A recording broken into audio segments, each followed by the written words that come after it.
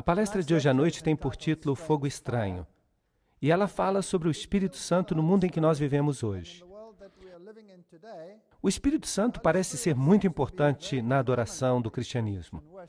Levíticos 10:1 diz: E Nadab e Abiú, os filhos de Arão, pegou cada um o seu incensário e colocou fogo nele, e colocou incenso nele, e ofereceu fogo estranho diante do Senhor, aquilo que ele havia proibido. Vejam que o Senhor mesmo tinha acendido o fogo, e o fogo é um exemplo do Espírito Santo que habita entre as pessoas. Mas eles não quiseram pegar aquele fogo. Eles produziram o seu próprio fogo, e assim eles estavam insinuando que eles tinham a mesma capacidade do Espírito Santo. Mateus 24:3 diz: E ele se sentou no Monte das Oliveiras. Os discípulos vieram a ele em particular, dizendo: Conta-nos, quando ocorrerão essas coisas? E que sinal haverá da tua vinda e do final dos tempos? E Jesus respondeu a eles e disse: Cuidado para que nenhum homem vos engane. Então, qual é o grande problema do tempo do fim? É o engano. O engano é o maior problema. Quão enganador será Satanás? Ele será tão enganador, diz a Bíblia, que, se possível, ele enganaria até os próprios eleitos. É isso que eu chamo de enganador. Este é um problema grande. Apocalipse 13:13 diz: E ele faz grandes maravilhas, de modo que até fogo desce do céu sobre a terra à vista dos homens. Isso significa que esta nação protestante, representada pela besta que saiu da terra, faz fogo descer do céu e assim engana os homens. Agora, será que o mundo religioso, será que a religião protestante alega ser capaz de fazer descer fogo do céu? Sim. Vejam esse anúncio da convenção sobre o milagre do fogo novo. Venha e veja o que o Senhor pode fazer por você. Levante-te, pois, do pecado do mundo. Esses são os mandamentos que eles estão convidando as pessoas para esses movimentos religiosos poderosos. Pessoalmente, eu acho que isso é uma blasfêmia, mas está aí. Mas recebereis poder do Espírito Santo quando ele descer sobre vós. Atos 1:8. Esse poder, este Espírito, se destinava a equipar as pessoas para que elas levassem o Evangelho ao mundo. Em outras palavras, este poder se destinava a servir os outros e não a si mesmo. Mas e se nós pudéssemos torcer isso? E se mais poder para si mesmo fosse um símbolo da aceitação de Deus? Será que então nós teríamos o mesmo tipo de poder?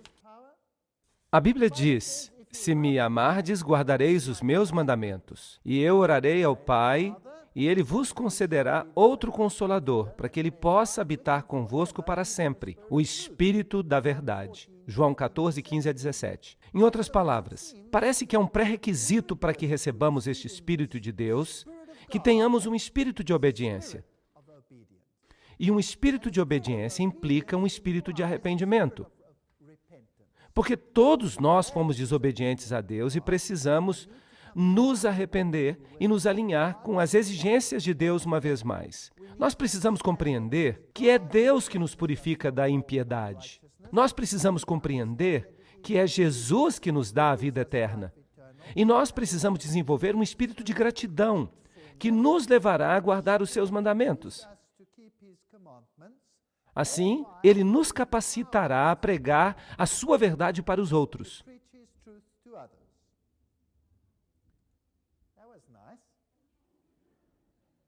João 3,16 diz: Pois Deus amou o mundo de tal maneira que ele deu o seu único Filho, para que todo aquele que nele crê não pereça, mas tenha a vida eterna.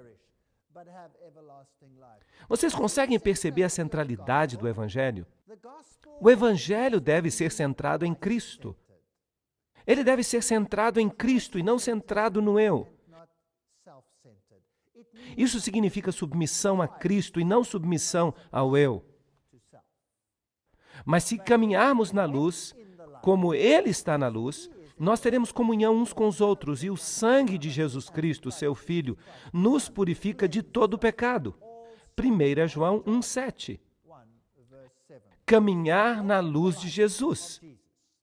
Hoje existe uma outra forma de poder religioso.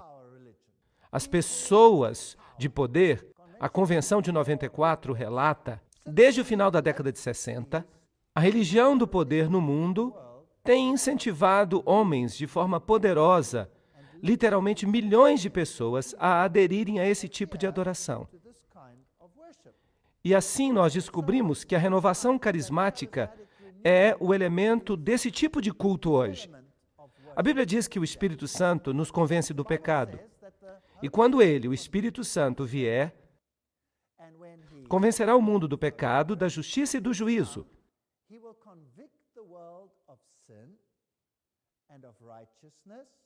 João 16:8. Em outras palavras, se você de fato receber o Espírito de Deus, ele vai levar você a confiar somente em Jesus Cristo e nos méritos dele.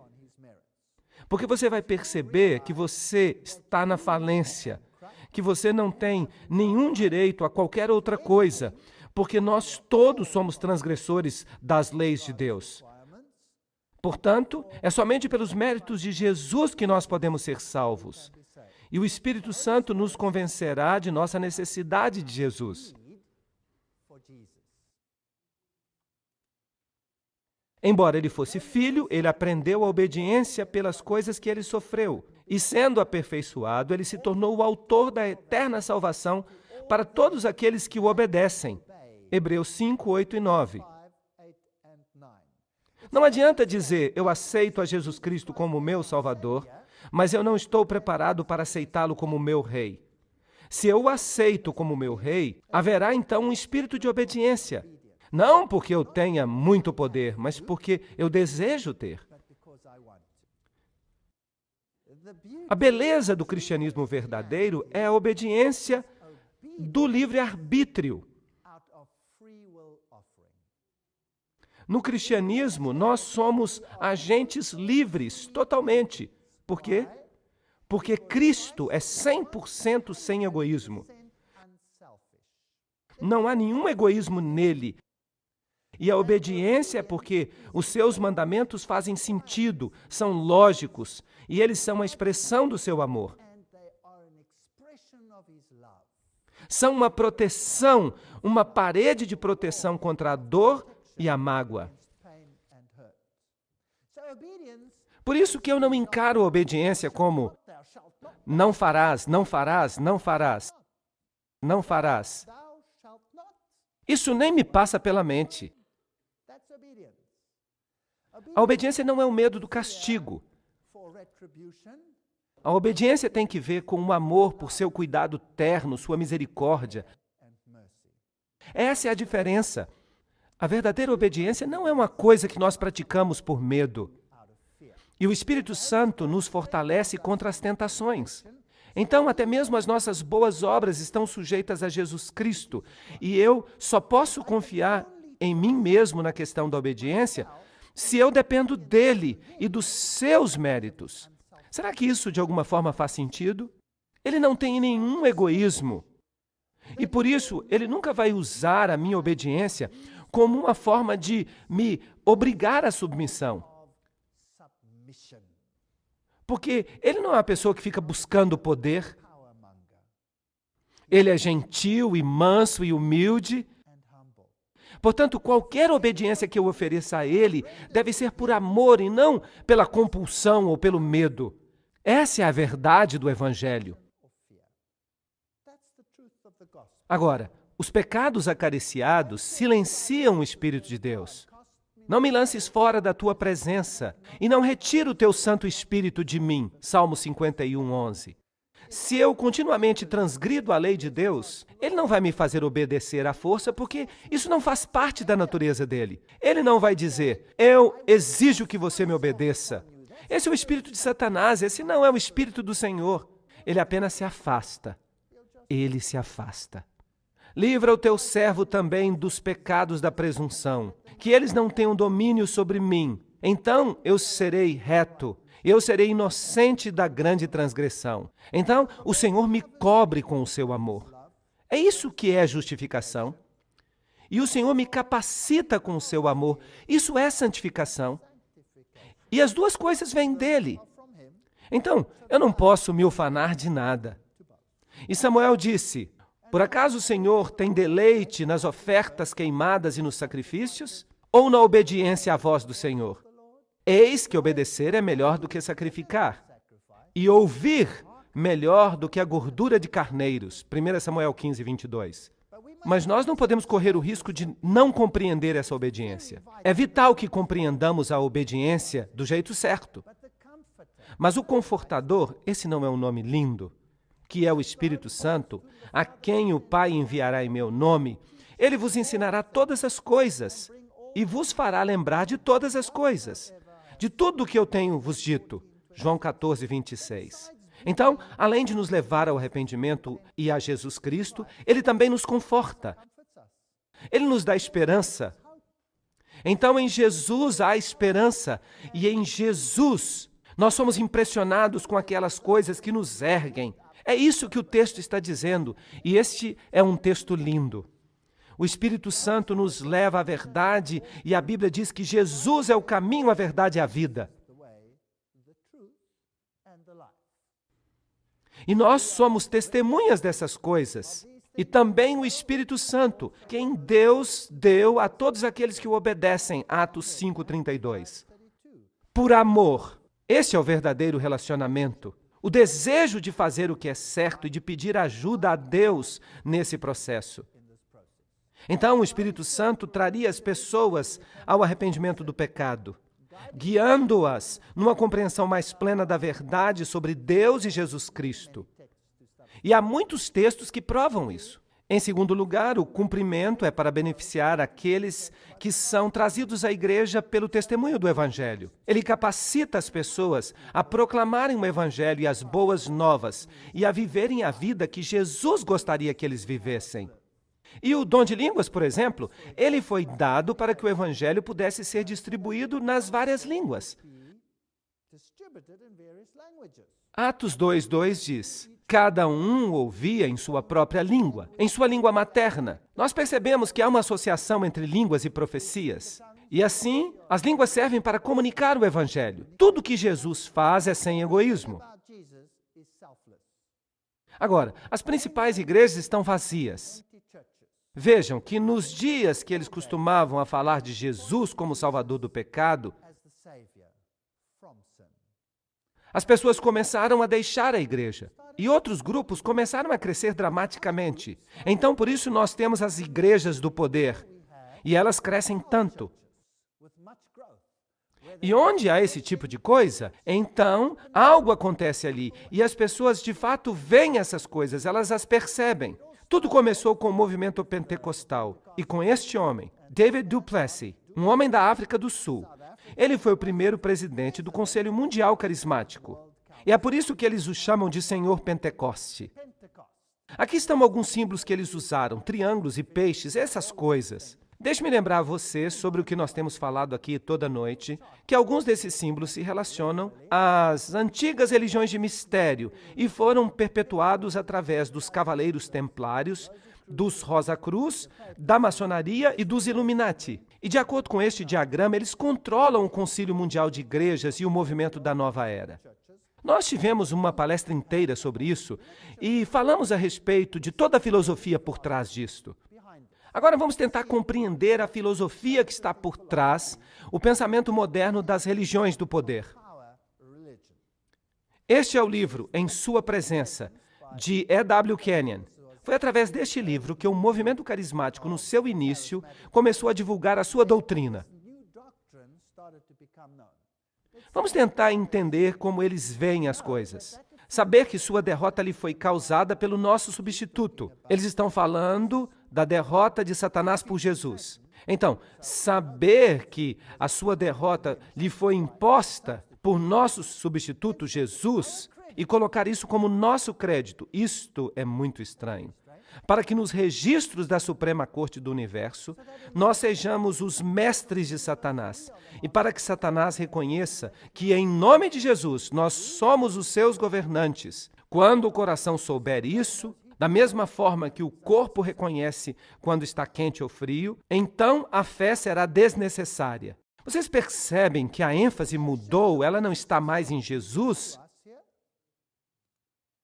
Então nós sabemos que Deus mesmo colocou a Satanás debaixo do nosso pé. E por isso agora, Deus e Satanás nos veem como os mestres do domínio, em sua presença, página 92. Agora, vejam que este livro foi distribuído amplamente, praticamente para todas as igrejas evangélicas. A Bíblia diz: pois ele deve reinar até que ele coloque todos os inimigos sob o seu pé. 1 Coríntios 15, 25.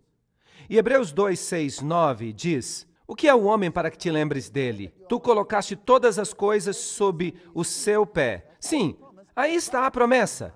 Mas agora nós ainda não vemos as coisas colocadas debaixo do seu pé, mas nós vemos a Jesus.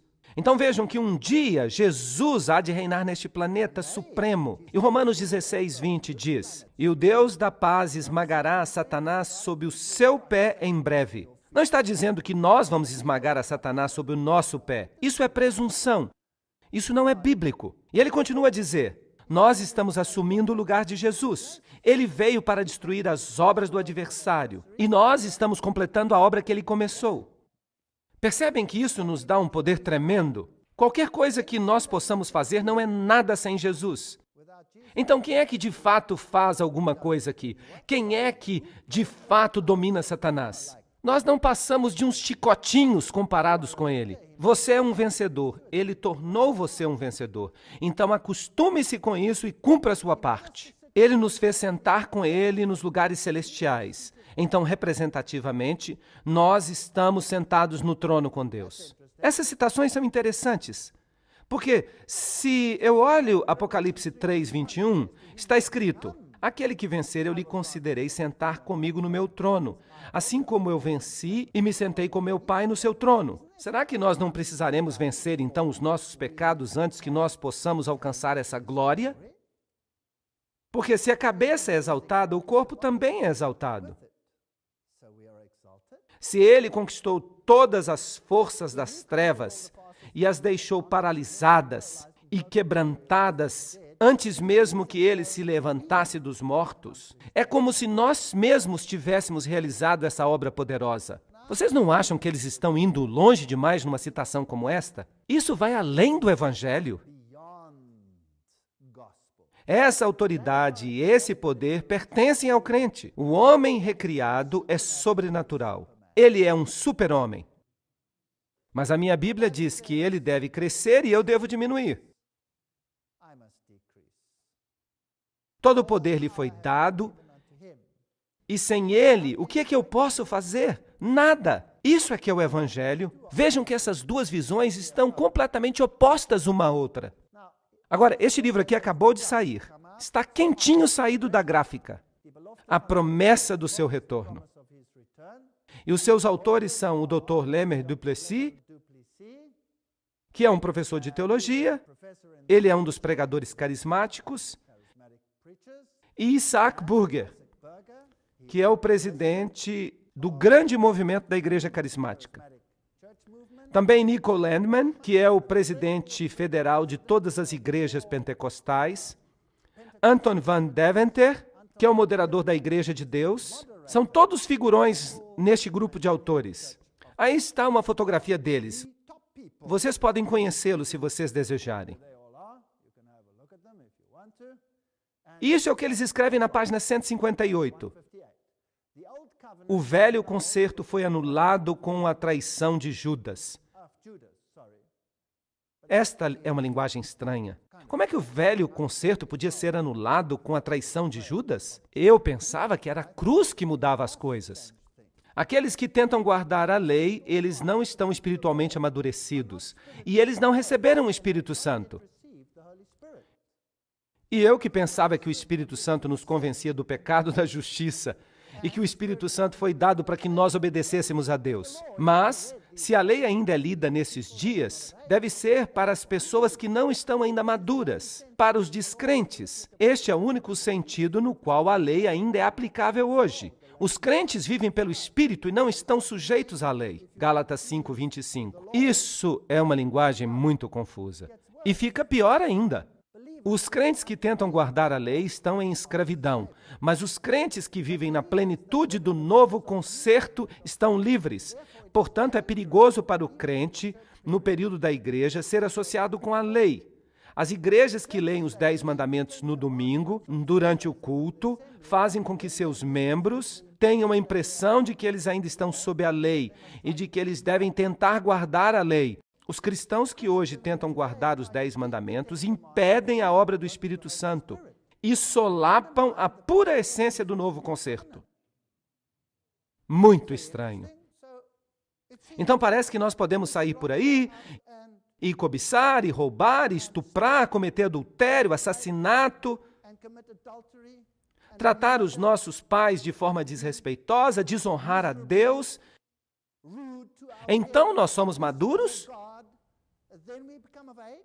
Não é isso que está sendo dito aqui? Será que isso faz qualquer sentido? Isso não faz nenhum sentido. E nós estamos aqui falando de pessoas muito importantes. Eles são os moderadores e os presidentes dessas grandes igrejas. Isso é muito estranho, de fato.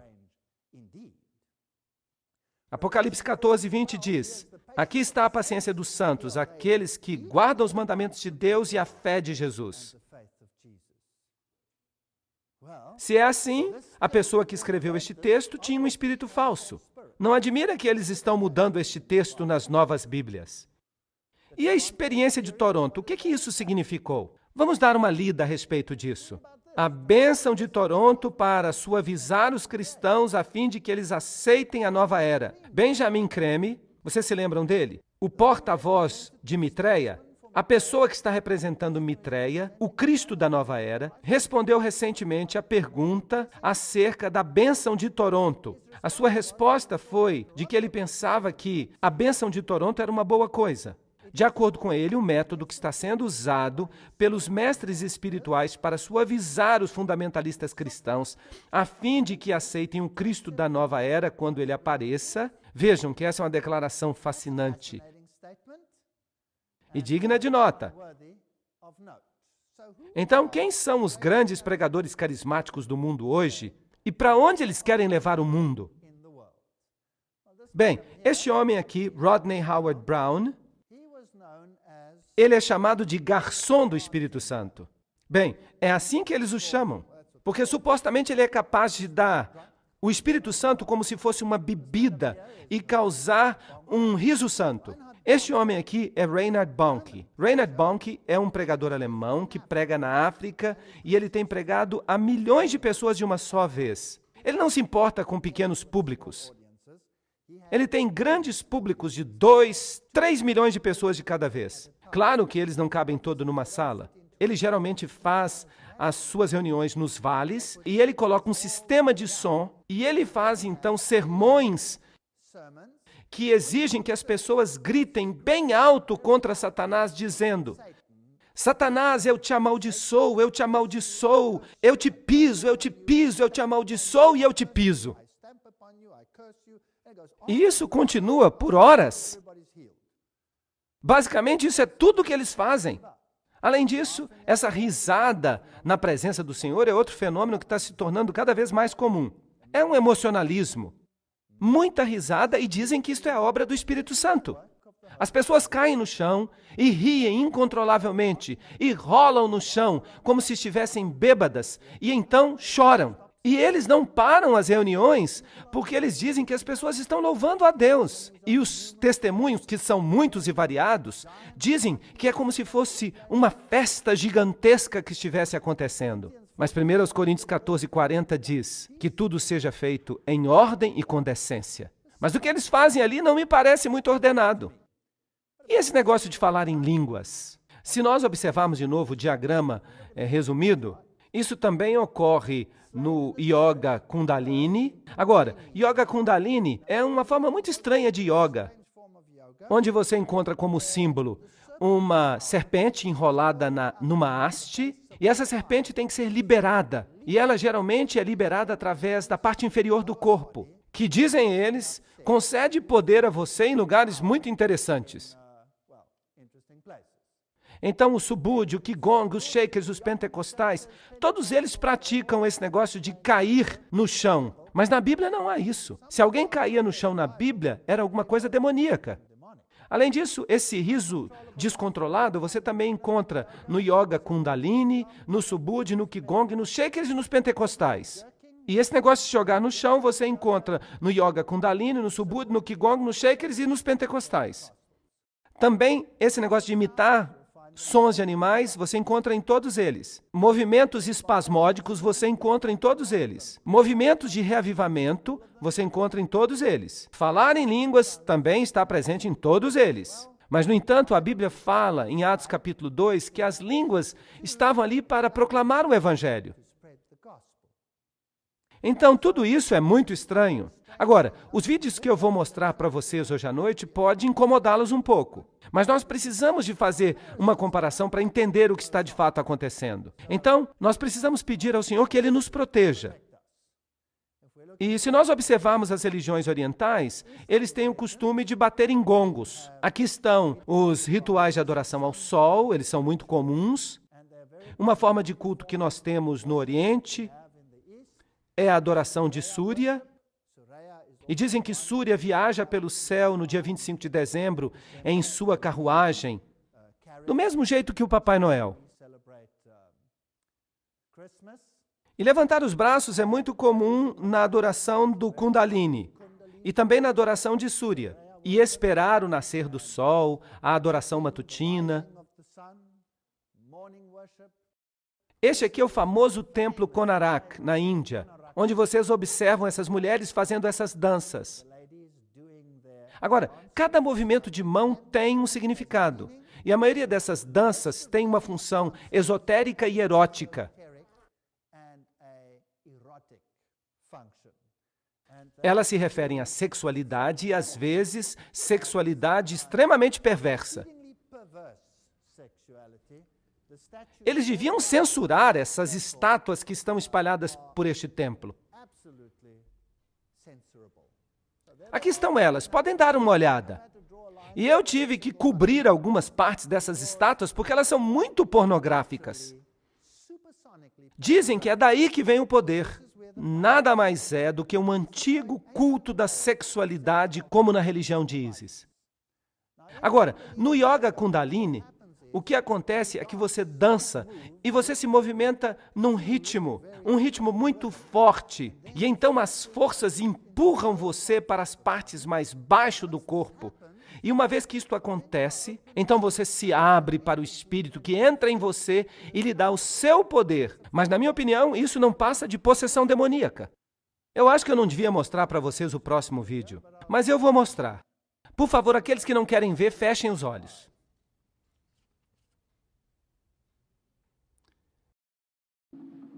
Esse tipo de yoga é chamado meditação dinâmica e é uma combinação da nova era do hinduísmo com as psicoterapias. Este exercício aqui envolve uma respiração vigorosa, hiperventilação, a fim de despertar a força da serpente, chamada Kundalini, que os gurus acreditam que jaz enrolada na base da nossa espinha.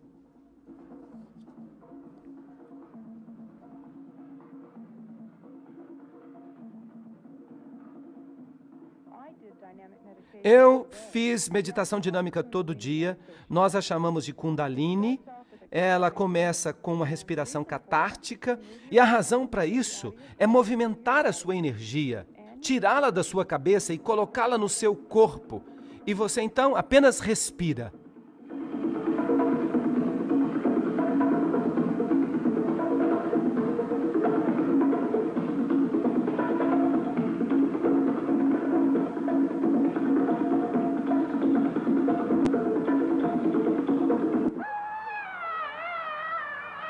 Threw a tantrum when you were a little kid.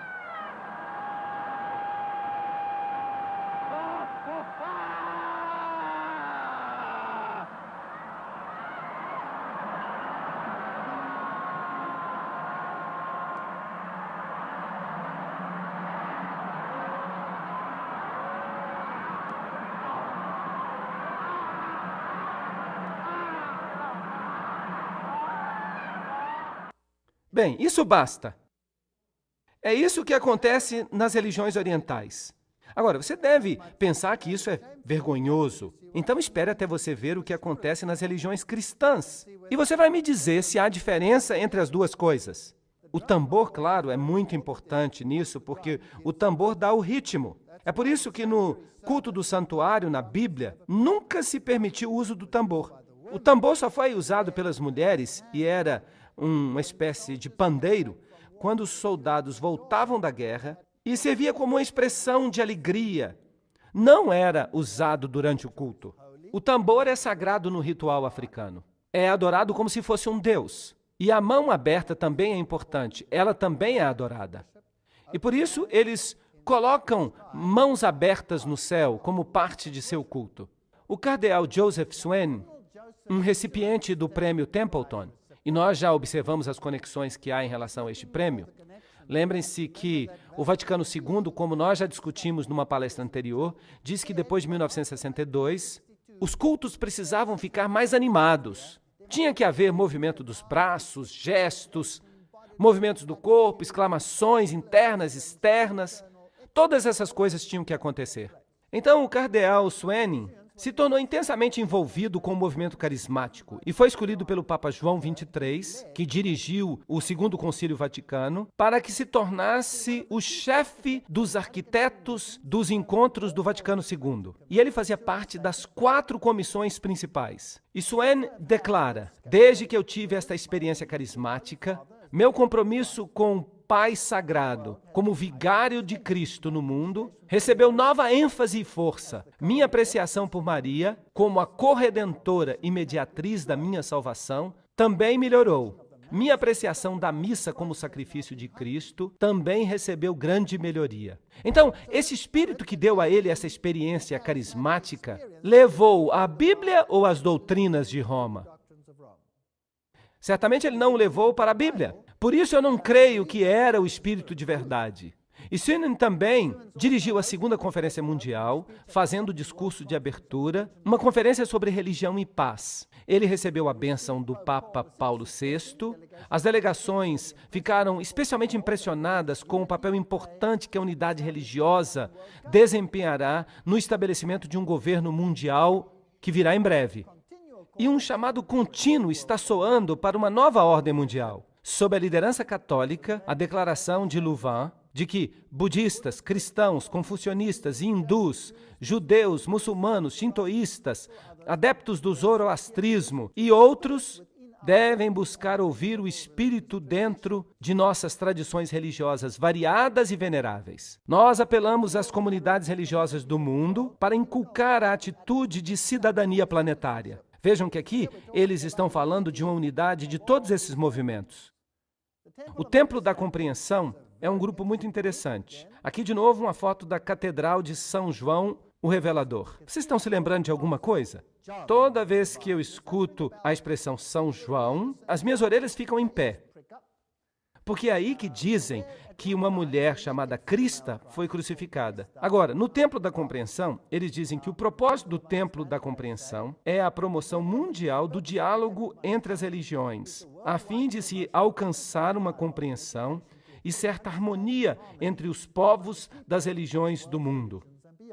O Templo da Compreensão mantém um forte compromisso com a integridade de cada religião ou tradição de fé e crê que cada um de nós pode servir melhor à verdade ao honrar as verdades inerentes em todas as tradições. Isso significa que todos devem aceitar o que os outros ensinam, sem levar em consideração se está em harmonia com o que a Bíblia diz.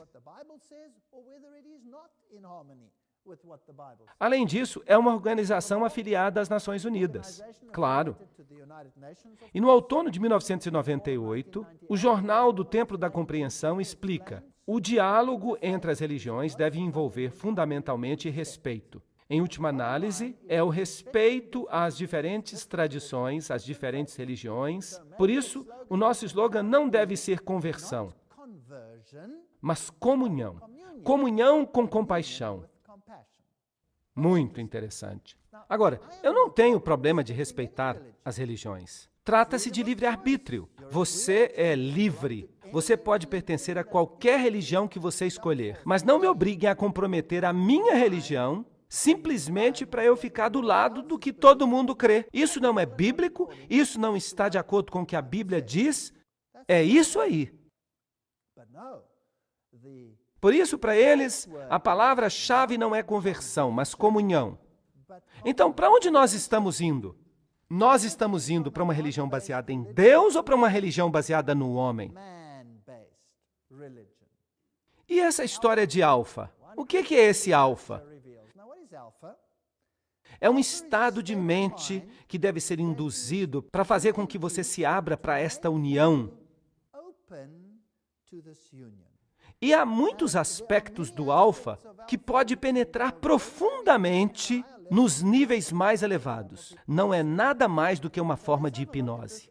Vejam, por exemplo, este curso sobre o alfa. Entre 8 e 13 vibrações, a visualização é capaz de ocorrer. Visualização, lembrem-se do que Robert Schuller disse, visualização é uma boa coisa. As vibrações nesta frequência são chamadas de ritmos alfa. E em seu livro Celebração da Disciplina, Richard Foster diz que a visualização meditativa, além de servir como uma catapulta para um encontro divino e humano, mantém um padrão consistente de onda cerebral do nível alfa. Então, quando você tem esta experiência, ele a chama de um encontro entre o divino e o humano. Aí você está no estado alfa. O estado alfa é associado com outros fenômenos interessantes. O transe hipnótico existe dentro do nível alfa. Agora, num transe hipnótico, alguém pode manipular você para fazer com que você faça o que ele quiser. É por isso que as pessoas então saem por aí andando como galinhas ou fazendo qualquer outra coisa que se lhes peça. Por causa disto, a técnica de visualização é incluída dentro do oferecimento material da auto-hipnose. Os transes ocultistas de Edgar Cayce também se ligam ao alfa. E um narcótico do tipo pentotal de sódio faz com que uma pessoa entre no estado alfa. Você também pode entrar no estado alfa usando outros fármacos. A visualização é, portanto, hipnose. É uma forma leve de hipnose. O psicólogo Michael Yapko explica. Muitas vezes os terapeutas não estão cientes de que eles estão fazendo hipnose. Eles fazem o que eles chamam de imagem guiada, que é visualização, ou meditação guiada, mas tudo isso não passa de técnicas hipnóticas.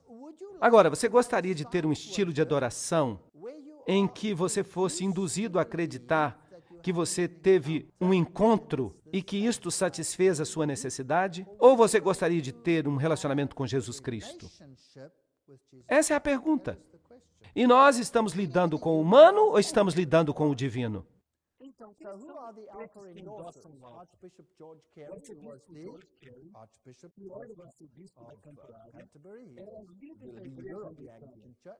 700 dos principais evangelistas do mundo estiveram presentes na principal conferência de Billy Graham em Amsterdã no ano 2000, em agosto, e também estiveram em algumas das principais apresentações de cursos alfa que foram oferecidos.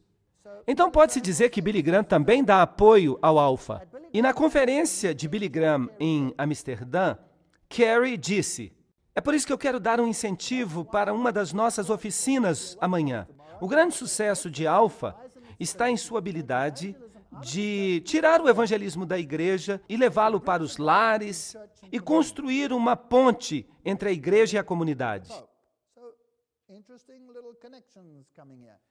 Então, você pode pegar o alfa e levá-lo para casa. E você não precisa ter um alfa em larga escala na igreja, você pode ter em pequenos grupos. Você pode induzir este estado ao preparar a pessoa e, eventualmente, essas pessoas estarão abertas ao Espírito Santo e elas serão capazes de falar em línguas. Todas essas coisas podem acontecer. Agora, então quem é que estava dando apoio a este curso de alfa? Vamos dar uma olhada em alguns dos nomes. Charles Colson, Bill Bright, Tony Campolo, Jack Hayford, Cardeal William Keeler, esse é o arcebispo de Baltimore, Richard Foster, Billy Hybels, um nome muito interessante da igreja de Willow Creek, Pat Robertson, Louis Palau, George Gallup Jr., David Young Cho, Billy Kim, Paul Seder, que é um orador frequentemente na escola de evangelismo de Billy Graham, Robert Schuller, que você já deveria esperar que estivesse ali, Leighton Ford, esse é o cunhado de Billy Graham e antigo vice-presidente da Associação Evangelística Billy Graham. Todas essas pessoas apoiam o Alfa. Agora, para que eu tenho que induzir um estado alterado da consciência a fim de que as pessoas compreendam sua necessidade da salvação? Ou para que elas honrem aquele que a salvou? A ciência da bruxaria é baseada em nossa habilidade de entrar num estado alterado de consciência que nós chamamos de alfa, no qual as ondas cerebrais acontecem em 7 a 14 ciclos por segundo. Como mencionado antes, este é um estado de consciência associado com o relaxamento, a meditação e o sonho. Vejam, essa citação é feita de bruxos que estão nos dizendo por que eles usam alfa. Agora, a luz e as trevas não deveriam estar tão longe uma da outra quanto o Oriente está distante do Ocidente? Vamos dar uma olhada no espírito bíblico de Satanás. Em Ezequiel 28, nós lemos alguns versos interessantes nos quais Satanás é usado no simbolismo do rei de Tiro. O texto mostra o rei de Tiro basicamente com os atributos de Satanás. Então, em certo sentido, ele é Satanás. A palavra do Senhor veio até mim dizendo: Filho do homem, dize ao príncipe de Tiro, assim diz o Senhor Deus, porque teu coração se exaltou, e tu disseste, eu sou Deus. Um importante princípio. Eu me sento na cadeira de Deus no meio dos mares. É isso que Satanás faz. É isso que o diabo faz. E ele induz também este espírito em seus seguidores. Não obstante, tu és homem e não Deus, ainda que colocas o teu coração como se fosse o coração de Deus. Eis que tu és mais sábio do que Daniel. Não há segredo que se possa ocultar a ti. Por isso, não pensem que vocês conseguirão enganar o diabo. Não pensem que vocês vão conseguir pisar no rabo dele e que ele vai correr de medo. Isso é sutil, sutil. É uma atividade muito sutil da qual nem sempre nós nos damos conta.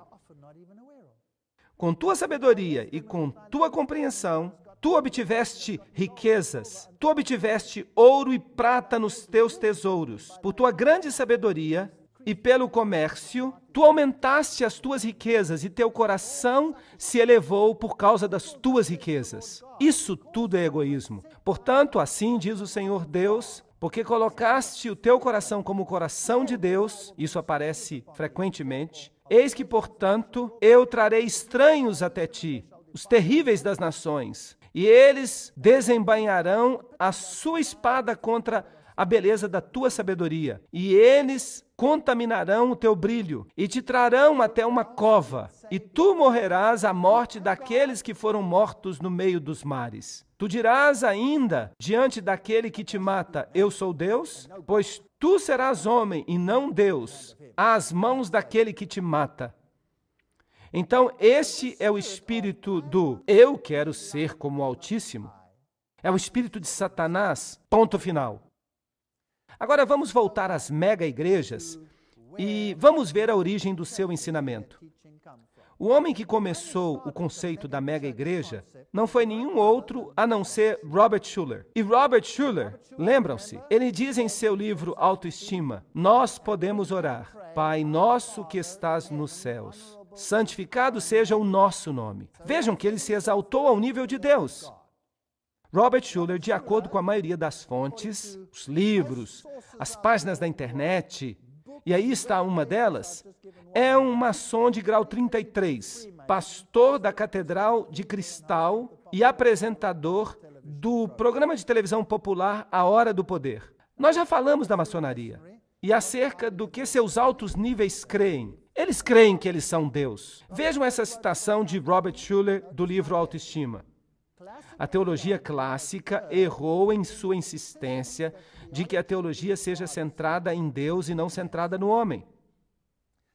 Eu já tinha lido essa citação antes, mas ela é importante de novo para a nossa palestra de hoje.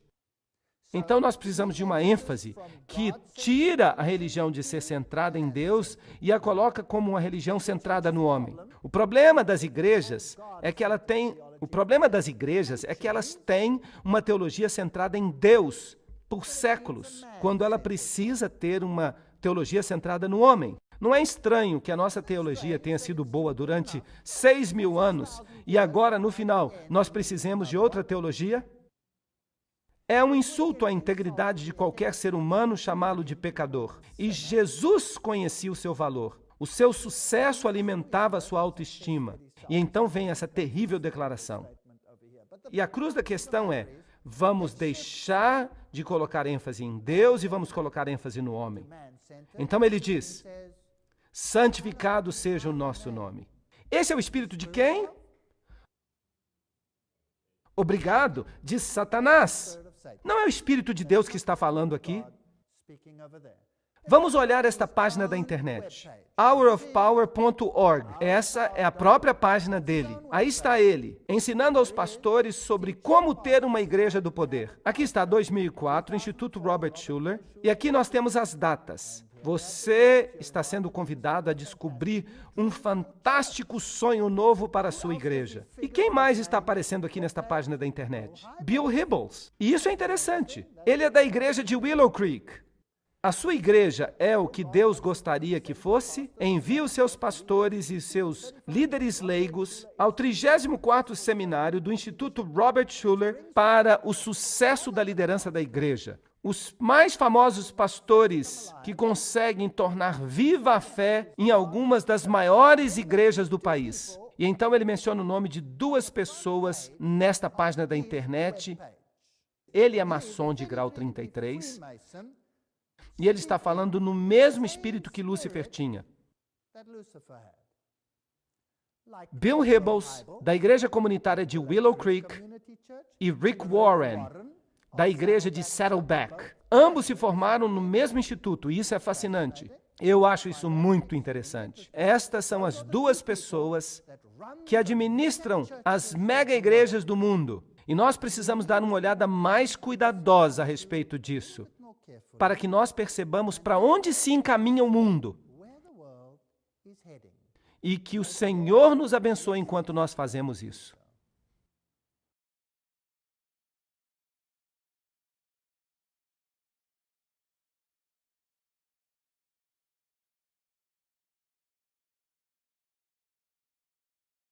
Na sessão anterior, nós vimos que Bill Hybels e Rick Warren, que são os líderes mundiais das mega-igrejas, que eles são endossados por Robert Schuller. Bem, de fato, ele ainda vai mais longe. Nós temos que descobrir de onde vem a sua inspiração. Robert Schuller diz, eu percebi imediatamente que eu era atraído ao Papa João Paulo II, quando, na sua eleição ao papado, os seus discursos publicados invariavelmente chamavam atenção para a necessidade de reconhecer a dignidade do ser humano como filho de Deus. Ah, vocês estão se lembrando? Tem havido uma mudança de ênfase da lei de Deus para os direitos humanos. E o Papa diz, nós precisamos cuidar dessas necessidades. Então, eu vou chamar isso de definição da necessidade. Qual é a necessidade que os indivíduos têm? Quais são suas necessidades? Robert Schuller encontrou um nicho perfeito nisso. Ele tenta satisfazer a necessidade de autoestima. Todo mundo precisa sentir que é importante. Então, se você conseguir alimentar a sua autoestima, então você vai estar satisfazendo uma necessidade. Satisfazendo algo que as pessoas realmente querem. E isso enche as igrejas. Mas a pergunta é, será que isso está trazendo o evangelho do arrependimento e da salvação em Cristo Jesus? Sim ou não? Não. Tem havido uma mudança. Em vez de colocar Deus no centro, nós estamos colocando quem no centro? O homem. E como nós dissemos, Bill Hybels estava nesta página da internet. Então vamos ver onde ele se encaixa. Os homens que inspiraram Bill Hybels. Um é o Dr. Gilbert Bilezikian. Ele é um professor nascido na França. Eu não sei se eu pronunciei o nome dele certo. Ele é da Faculdade Trindade, em Deerfield, Illinois. Foi aí que ele doutrinou Bill Hybels para esse novo tipo de ministério. Agora notem o que Robert Schuller, um maçom de grau 33, de acordo com muitas fontes, como nós já vimos. Vamos ver o que ele diz sobre este jovem. Eu fui a primeira pessoa a apresentar um crescimento de igreja real à igreja americana. Hybels se tornou a primeira pessoa a pegar esses princípios, refiná-los, maximizá-los até o último grau de seu potencial. Eu tenho muito orgulho dele. Eu o considero um filho. Eu acho que ele foi a melhor coisa que aconteceu ao cristianismo em nossa época. Bill Hybels está fazendo o melhor trabalho entre todas as pessoas que eu conheço. Bem, se Robert Schuller diz isso, eu ficaria muito preocupado. Eu encararia isso com muito cuidado. George Barna, um famoso estrategista de crescimento de igreja, disse que tanto Bill Hybels e Rick Warren já foram tão longe a ponto de dizer: é crítico que nós tenhamos em mente um princípio fundamental da comunicação cristã. O auditório, não a mensagem, é soberano. Então quem é Deus? O auditório. O auditório é Deus. Se nossa publicidade vai parar as pessoas no meio de seus horários atribulados e fazê-las pensar sobre o que nós estamos dizendo, nossa mensagem tem que ser adaptada às necessidades do auditório. Aqui vejam de novo a ênfase nas necessidades. Vamos satisfazer as necessidades das pessoas. E aqui nós temos um crítico, G.A. Pritchard, que escreveu este livro, Os Cultos Voltados para os Adoradores de Willow Creek. É um livro da Baker Books, e ele diz: será que Willow Creek está correta ao ensinar que um relacionamento com Cristo vai fornecer uma vida de satisfação? A resposta é curta: não. A satisfação pessoal é o objetivo dominante da grande maioria dos americanos. Nesse contexto, é uma grande tentação para os evangelistas americanos argumentarem que o cristianismo é um meio para uma vida mais satisfatória. A igreja se torna, então, outro lugar que promete satisfazer as necessidades emocionais. Tentar defender o cristianismo, mostrando principalmente a sua utilidade para satisfazer as necessidades, é, em última instância, subvertê-lo. Isso não está correto? Você está pregando a Jesus Cristo ou você está satisfazendo as necessidades? E ele continua dizendo: agora, entretanto, em vez da mensagem de autoestima de Schuller ser promovida como uma isca, a isca é, de fato, satisfação pessoal. Eu fico alegre que essa heresia pura de Schuller, a redefinição de pecado, foi abandonada. Não obstante, em Willow Creek, o pecado é ainda minimizado e marginalizado. O ensinamento de Hybels depende fortemente de categorias psicológicas. Não tanto quanto Schuller, mas ainda assim depende. Portanto, Schuller enfatiza a autoestima e Hybels enfatiza a satisfação pessoal, dizendo que se trata de uma doutrina amiga do usuário. Então, basicamente, esta é apenas mais uma necessidade que foi satisfeita. E o que dizer de Rick Warren? Ele é o pastor da igreja da comunidade do Vale de Saddleback, com 14 mil membros no condado de Orange. E ele escreve em seu livro Uma Igreja com Propósito, que está sendo usado, é claro, como manual em muitos círculos, que ele tem o princípio do pragmatismo. Ele diz que os pastores precisam aprender a reconhecer o movimento do Espírito de Deus e a ir com esse movimento. Se você vê que algo está acontecendo, então vá junto com isso. Pegue a onda espiritual de crescimento. Se ela funcionar, é porque deve ser certa. E ele encoraja, então, os jovens pastores a deixar para trás a velha música da igreja e a usar o jazz ou o rock ou qualquer coisa que consiga se conectar com as pessoas. Essas são todas citações. Ele anima as igrejas a imitarem a cultura, a vestirem a roupa da cultura na igreja. Deixe o cabelo crescer, venha para a igreja e traga o seu sanduíche, coma algo na igreja. E quando alguém o ataca com crítica com respeito a isso, ele diz: nunca critiquem o que Deus está abençoando, mesmo que seja um estilo de ministério que o deixe pouco confortável. Ele diz que Deus está por trás disso. Ele diz isso. Rick Warren usa a mesma metodologia que Robert Schuller e Bill Hybels. Não é surpreendente que Schuller elogie o livro na colocação.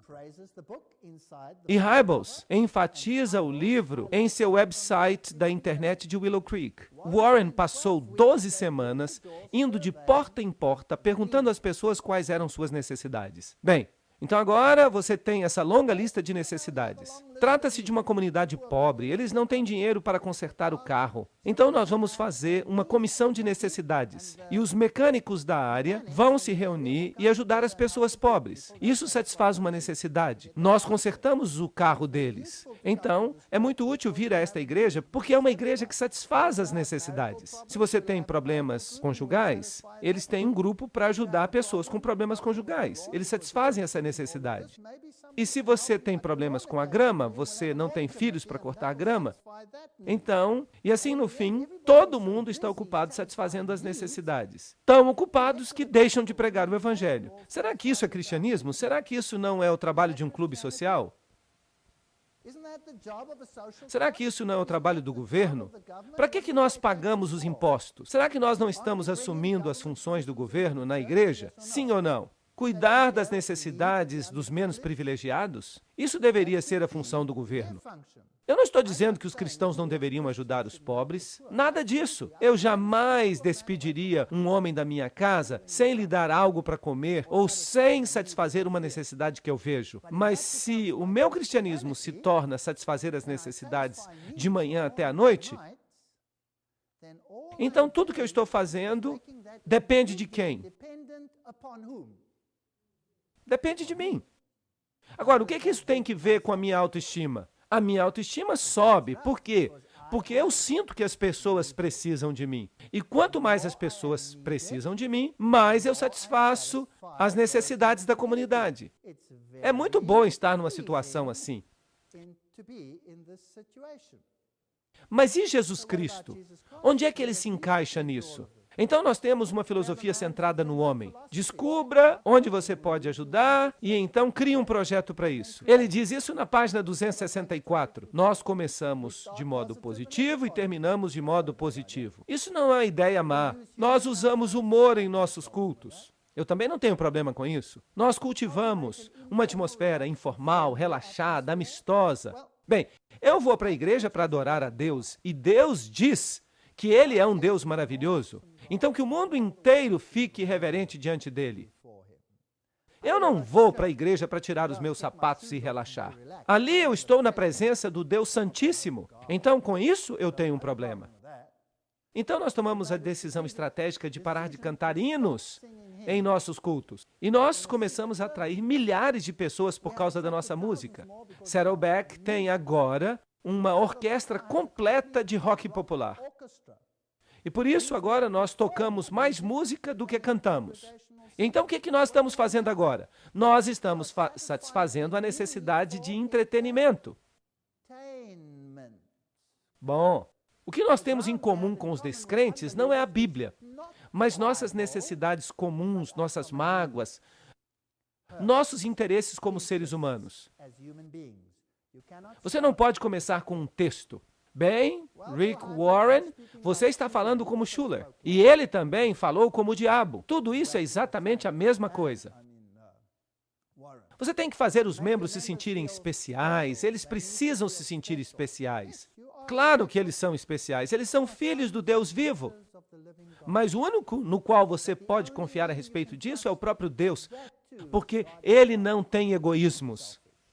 O único e verdadeiro culto vem de uma total entrega de si mesmo, voluntariamente, porque Deus nunca força você. E você somente pode confiar os seus sentimentos interiores a alguém como Deus, que é totalmente sem egoísmos e que nunca vai coagir você a fazer nada.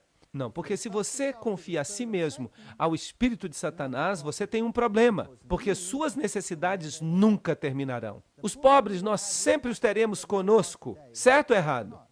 Bem, e se a sua religião se volta exclusivamente para os pobres, então, de fato, você é um católico. Eu posso pegar pessoas pobres e posso fazer isso a minha religião também, mas eu nunca vou ficar sem gente com necessidades. Então é preciso praticar essas coisas sem negligenciar outras. Ou seja, nós precisamos levar essas pessoas a Cristo, precisamos levá-las ao arrependimento, precisamos levantá-las até Jesus Cristo. Porque Mateus 6,31 diz, portanto, não considereis o que haveis de comer ou o que haveis de beber, Ou que haveis de vestir? Será que isso então não é a religião da necessidade? Deus diz, não considereis essas coisas, pois os gentios também buscam essas coisas. Mas o vosso Pai Celestial sabe das vossas necessidades. Portanto, buscai primeiramente o reino de Deus e a sua justiça, e todas essas coisas vos serão acrescentadas. Mas as pessoas pegaram este texto bíblico no mundo moderno e o viraram de cabeça para baixo. E dizem, não é desse jeito, mas de outra forma. Nós vamos satisfazer as necessidades. Afinal de contas, Deus, nós não precisamos de você. Nós somos super-homens. Isso é a mais alta arrogância. Arrogância do tipo mais elevado. E ela é enganosa porque ela funciona. Todo mundo fica satisfeito. O que recebe alguma coisa está satisfeito. E o que dá alguma coisa está satisfeito. Mas e o Senhor? Onde entra o Senhor? Essas pessoas observam e sorriem, enquanto as pessoas se perdem porque não se arrependem de seus pecados. Mas você acha que Deus está sorrindo? Eu não penso isso. O estilo de música que você escolher para usar no seu culto será muito importante. Uma das decisões mais importantes da vida da sua igreja. Então, pega-se a igreja de Arnold Robert ou Kenneth Hagin. Um usa rock contemporâneo e o outro usa música sertaneja.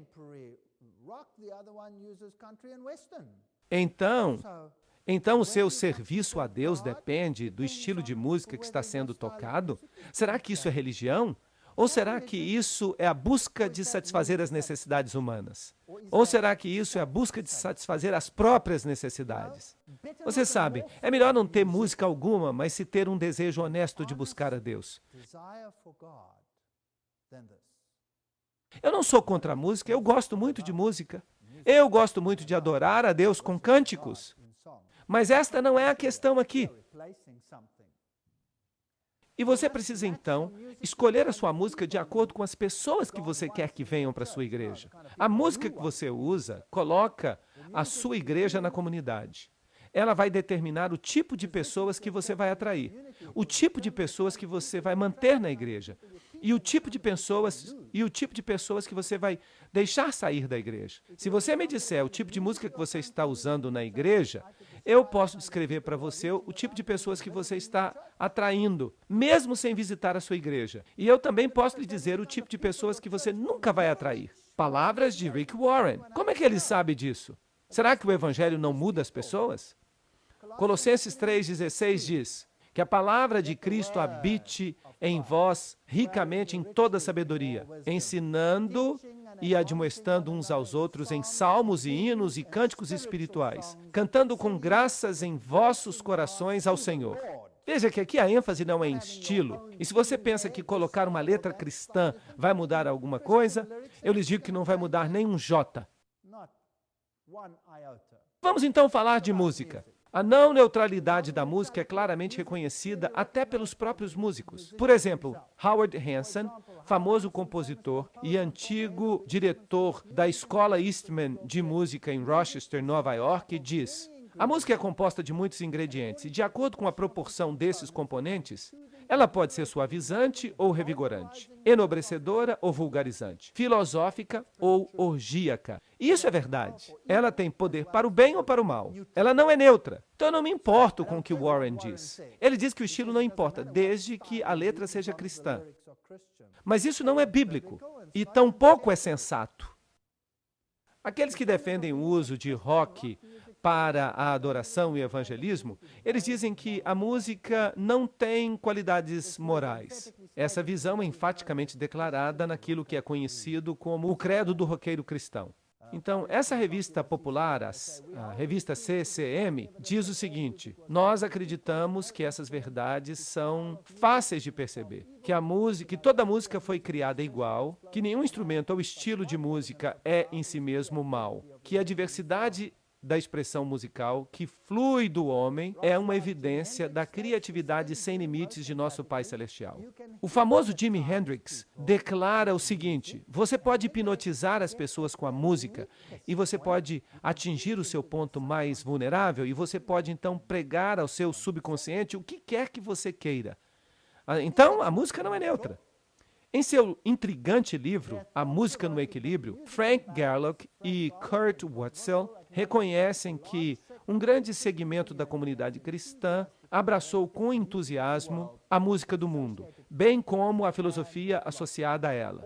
Tudo isso foi implantado na vida da igreja. Não apenas muitos cristãos aceitaram a música como sendo adequada para a adoração e o culto, mas uma atmosfera preenche os concertos cristãos contemporâneos, que não é muito diferente da atmosfera dos concertos da era de Elvis Presley ou do rock and roll.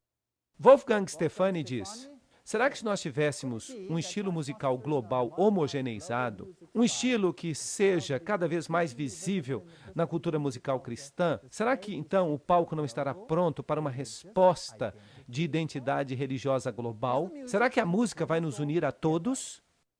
Mas Daniel 3:10 diz: tu, ó rei, fizeste um decreto. Todo homem ouvirá o som da corneta, da flauta, da harpa, do saltério e de todos os tipos de instrumentos musicais, se prostrará e adorará a imagem de ouro. Todos os tipos de música. Isso será um sinal do fim. Aqui está uma música, ou todo um disco gravado, que foi gravado pelo conjunto Cowboy Junkies. E onde é que foi gravado? Foi gravado ao vivo na Igreja da Santíssima Trindade, em Toronto, Canadá, em 27 de novembro de 1987. Então, esta é uma música que foi tocada na igreja. Esta é uma música de igreja. Ela tem um sabor de música sertaneja. Parece muito pacífica e as letras são muito interessantes. Mas é claro, se você começar a se balançar, quem é que se importa com a letra, certo? Mas isso aconteceu na igreja. Então vamos ouvir o que eles estão cantando. É difícil ouvir. Então eu vou tentar falar para vocês o que eles estão cantando.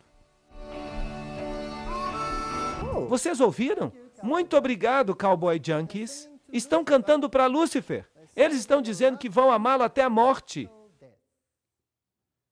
E isso aconteceu na igreja de Toronto. E eles são tão óbvios que eles nem se importam em cantar abertamente para Lúcifer. Agora, aqui está Billy Graham no evangelismo. Nós todos o conhecemos. Os músicos de Billy Graham atraíram multidões que bateram todos os recordes em sua campanha de 2002. Billy Graham e seus músicos bateram todos os recordes na terceira noite da missão Metroplex. 82 mil pessoas estiveram no evento. E o evento teve uma mensagem de 30 minutos de Billy Graham e apresentações musicais do Jars of Clay, Kirk Franklin, DC Talk, e o porta-voz do ministério, Larry Ross, disse que o auditório incluiu cerca de 12 mil pessoas que assistiram o evento de 2 horas em uma grande tela de televisão no estacionamento do estádio, enquanto que 5 mil outras pessoas estavam sentadas no chão do estádio. Então, durante horas, eles se sentaram e eles ouviram. Agora vamos olhar essas bandas que Billy Graham e o Papa e os principais evangelistas usam. Stephen Curtis Chapman. Bem, Graham o usou na sua cruzada de junho de 2000 em Nashville, Tennessee. Na mesma cruzada ele apresentou Jars of Clay, DC Talk, Kirk Franklin e Stephen Curtis Chapman. Aí está ele, com esse gesto interessante das mãos. Kirk Franklin, na cruzada de St. Louis de Billy Graham. De novo, nós descobrimos que os convidados musicais incluíram Michael W. Smith, Charlie Daniels Band, Kirk Franklin, DC Talk e C.C. Winans. Todos são bandas. Todos têm as suas bandas. Vamos falar sobre Michael W. Smith. Ele é um cantor tão famoso hoje nos círculos cristãos. Smith estava usando marihuana, LSD e cocaína ao mesmo tempo em que ele estava escrevendo as canções. E isso são citações. Tudo que eu estou falando aqui são citações. Eu não estou falando de rumores. Aqui estão os seus discos. Ele usa alguma simbologia que também é usada pelos satanistas. Ele coloca símbolos do ocultismo nos seus discos. E às vezes, no lado reverso, ele escreve o seu nome de trás para frente. E escrever o nome de trás para frente é um princípio satânico.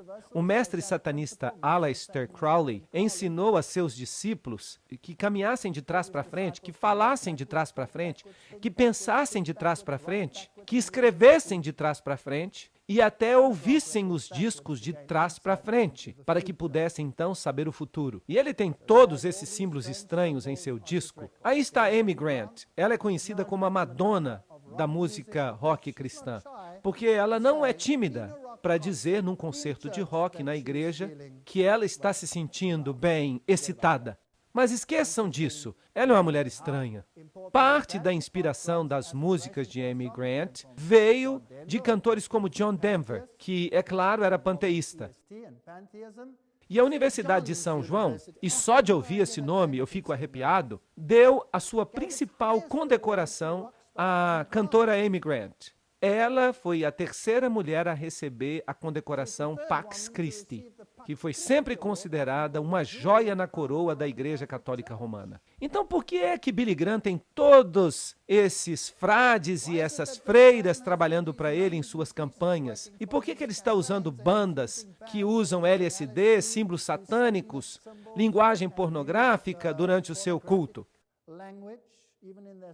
DC Talk é outra banda interessante que o Billy Graham e o Papa usam juntos. O Billy Graham gosta de DC Talk, mas o DC Talk tenta imitar o U2. Agora, o U2 é uma banda interessante. O seu líder é Bono, e ele foi um dos principais cantores naquele concerto em homenagem ao Nelson Mandela. Você se lembra do concerto? 4664, e eles gostam de cantar músicas dos Beatles e dos Doobie Brothers. Num desses, assim chamados concertos cristãos, o DC Talk chegou a usar uma música do Jimi Hendrix, que era viciado, uma música chamada Purple Haze, Névoa Roxa, que faz referências às drogas. E aí está o Bono, e eles gostam muito do Bono. E aí está o Bono com o Bill Gates e o Bono com a banda dele. O Bono usa uma cruz interessante. Se você olhar com cuidado, você percebe que ela é uma cruz torta. É a mesma que o Papa usa. É um símbolo satânico usado também pelos satanistas. Aí está ele com o Papa, então vocês percebem que ele é um homem importante. E essa banda do Charlie Daniels? Outro grupo usado pelo Billy Graham em suas cruzadas. Em uma entrevista com Daniels, para o Huntsville Times, eles o pegaram usando um palavrão. E um ex-bruxo diz que esta banda é famosa por sua música sobre um duelo de violino entre um homem e o diabo. Mas essa perversão da música sertaneja não tem desculpas. E Jars of Clay, uma das mais populares bandas de música cristã, essa banda tenta imitar os Beatles e outros grupos. E o que mais eles fizeram?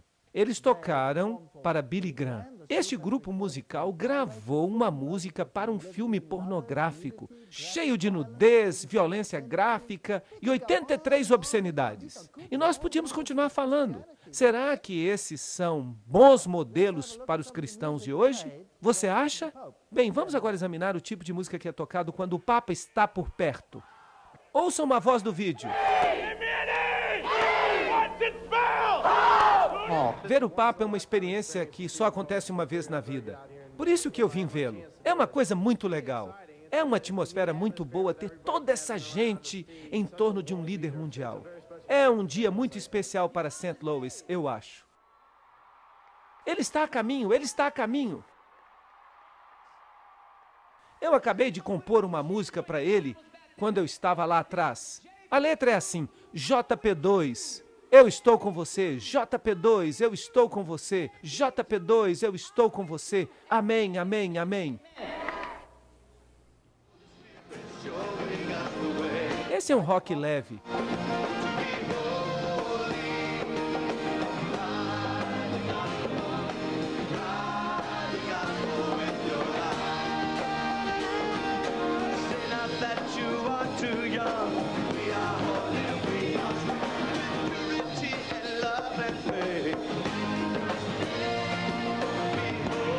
Quem é santo? O Papa? Agora, a próxima banda, DC Talk. É uma coisa sobrenatural.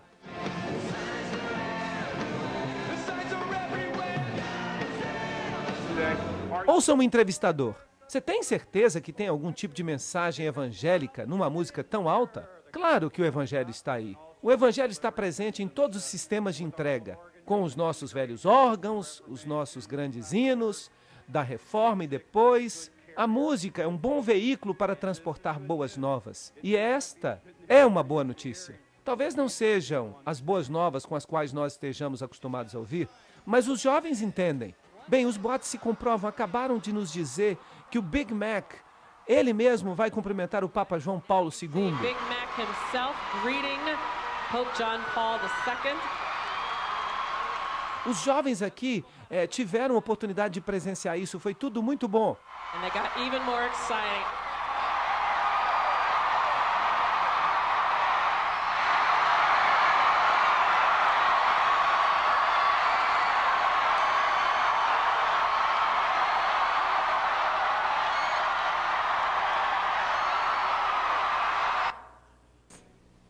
The message is a simple one. A mensagem é muito simples. Pai Santo, os jovens da América amam você.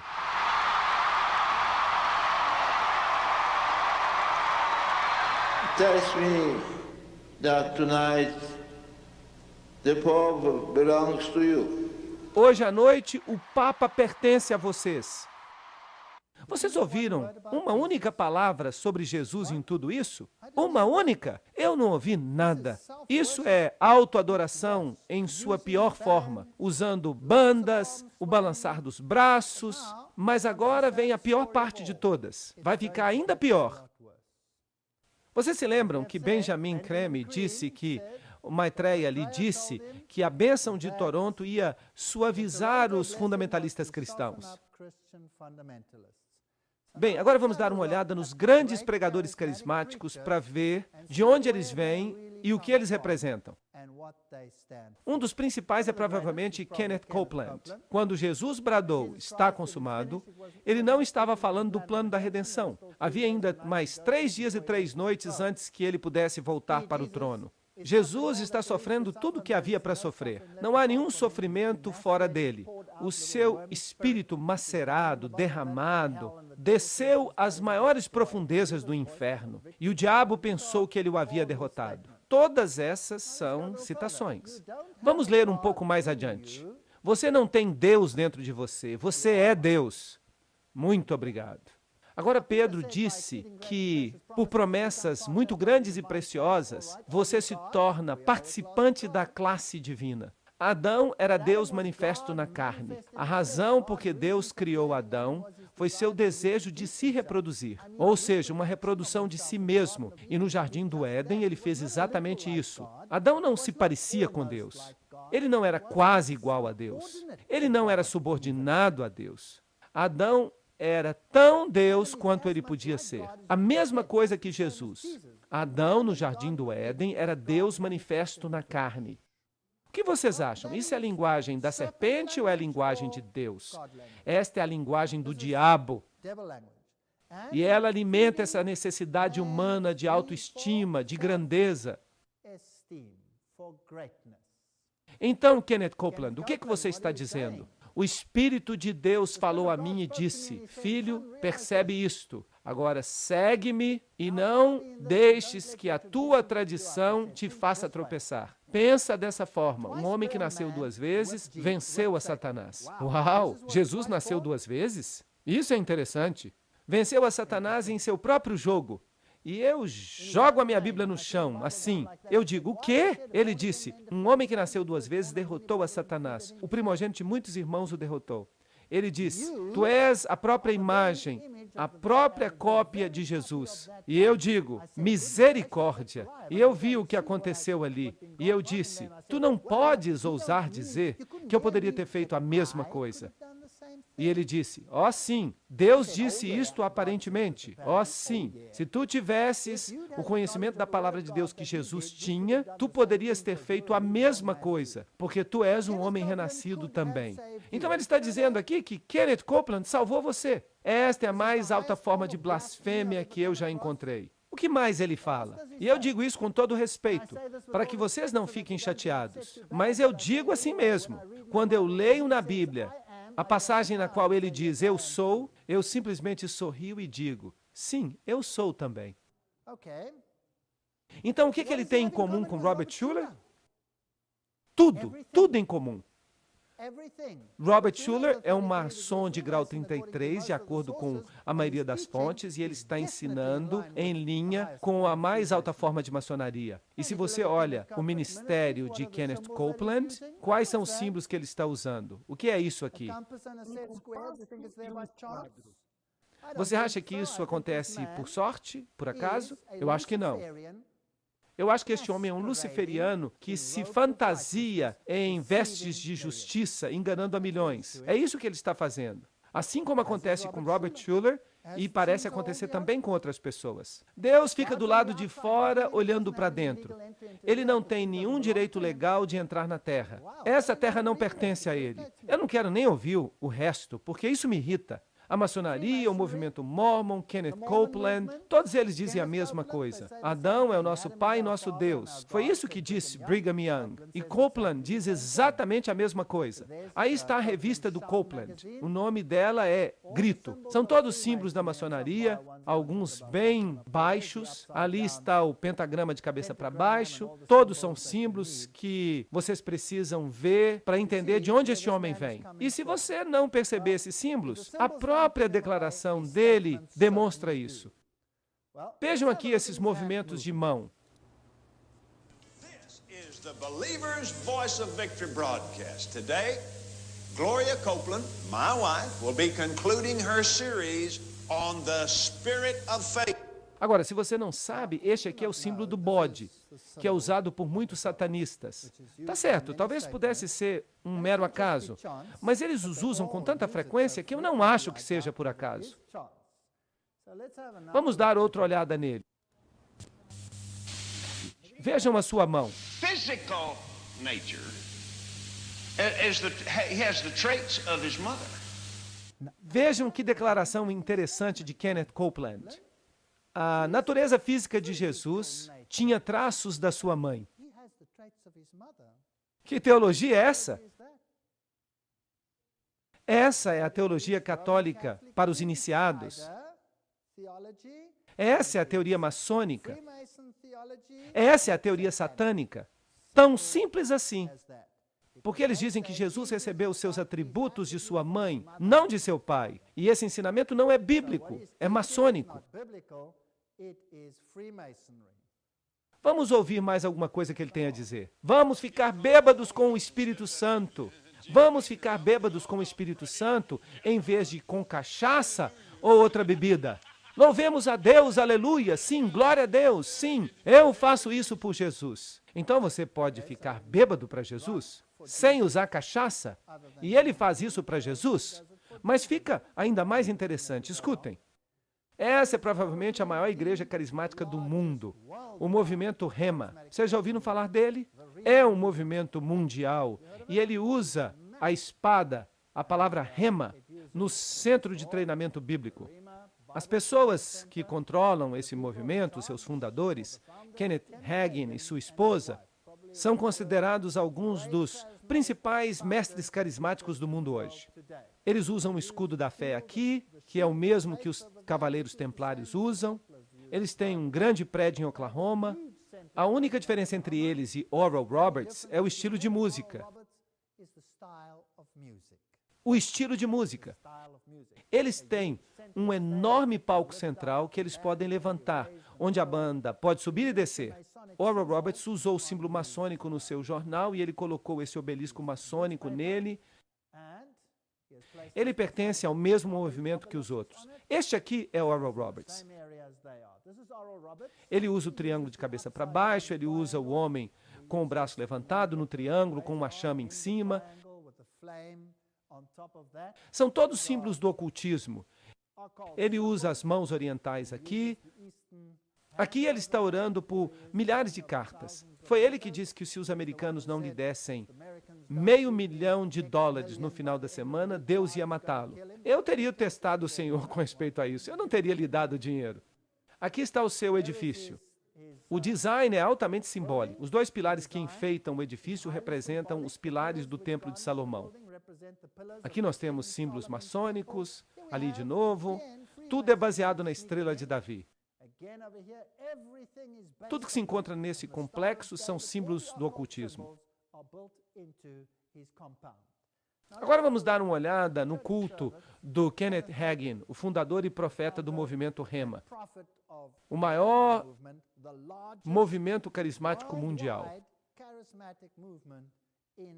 Vai desde a África do Sul até os países do Oeste comunista, até a China, o mundo todo, e literalmente milhares de pastores vêm a este centro para serem treinados.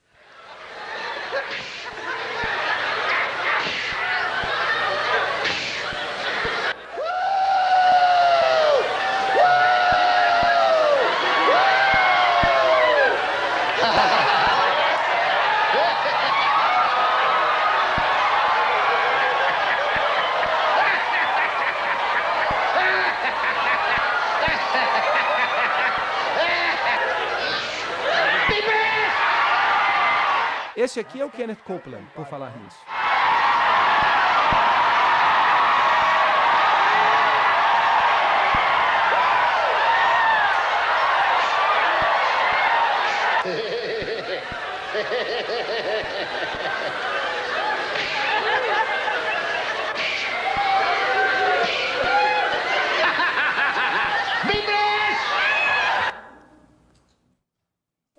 Muito interessante. Vamos dar uma olhadinha. Há algo que eu quero mostrar para vocês.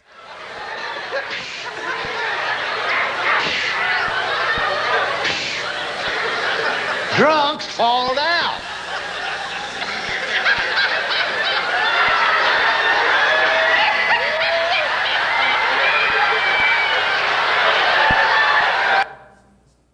Bem, no final, eles ficam dando saltos, como acontece também no lado oriental. Aqui está o famoso pregador da televisão, Jesse Duplantis. Vamos dar uma olhada nele. I do know when I start doing things for God in a big way, like buying more television time, building. Vocês viram o movimento que ele fez com as mãos? Bem, vamos adiante. Jesse Duplantis fala: Deus preparou esse homem para se encontrar conosco, pois nós podemos ser uma bênção para ele. Ele está falando daquele homem. Eu fico imaginando, quem é esse homem? Será que você pode explicar melhor, Jesse Duplantis? And thinks that no one will pick this up. Listen for the words, go and F Satan. I love. She gets so frustrated. I love you. She gets so frustrated. I love you. Muito bem. Está tudo muito escondido, não dá para ouvir nada. Mas se você diminuir a velocidade, e se você estivesse no estúdio, você poderia de fato ouvir o nome de Satanás ser pronunciado nessa manifestação do dom de línguas. Mas agora está ficando um pouco melhor. Eles vão dizer de novo. Vocês estão ouvindo?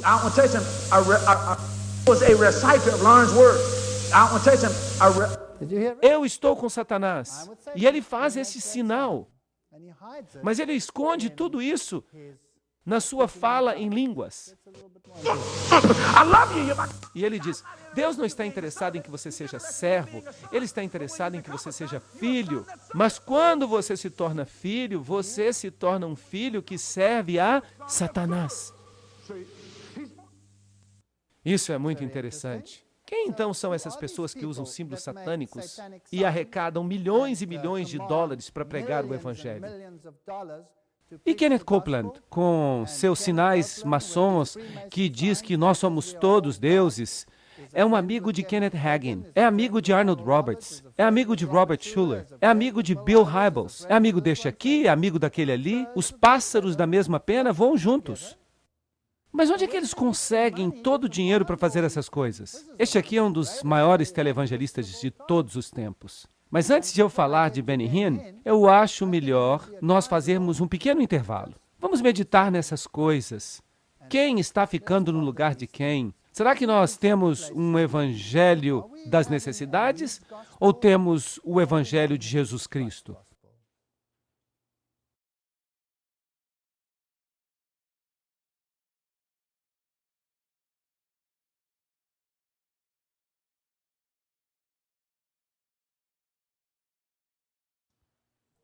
Eu quero falar sobre Benny Hinn. Benny Hinn é um dos maiores televangelistas, provavelmente. Agora, ele é um curandeiro. Ele identificou uma necessidade, a necessidade do homem de cura. E ele procura, então, suprir a essa necessidade. Sua filosofia é, segundo ele, citação, não me digam que vocês têm Jesus. Vocês são tudo o que ele era e tudo o que ele é e sempre será. Não digam eu tenho, digam eu sou, eu sou, eu sou, eu sou. Essa é a mesma coisa que Robert Schuller disse. Em outras palavras, este homem está dizendo que ele é Deus. E ele está vestido de branco. E ele vai apresentar esse tipo de evangelho. Será que ele está dizendo que nós somos pequenos deuses?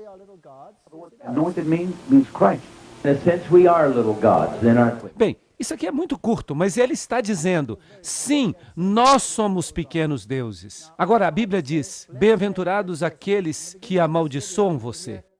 No início deste vídeo, você vai ouvir Kenneth Copeland dizendo que aqueles que vão contra o seu ministério, que eles morram e que muitos deles tenham câncer. E então você vai assistir a Benny Hinn reagir àquelas pessoas que se opõem ao seu ministério. Sim, Senhor, eu farei. Eu colocarei uma maldição em todo homem, em toda mulher que se atravessar contra o teu ungido. And every woman that will stretch his hand against this anointing, I curse that man. Eu amaldiçoo aquele homem que ousa falar uma palavra contra este ministério.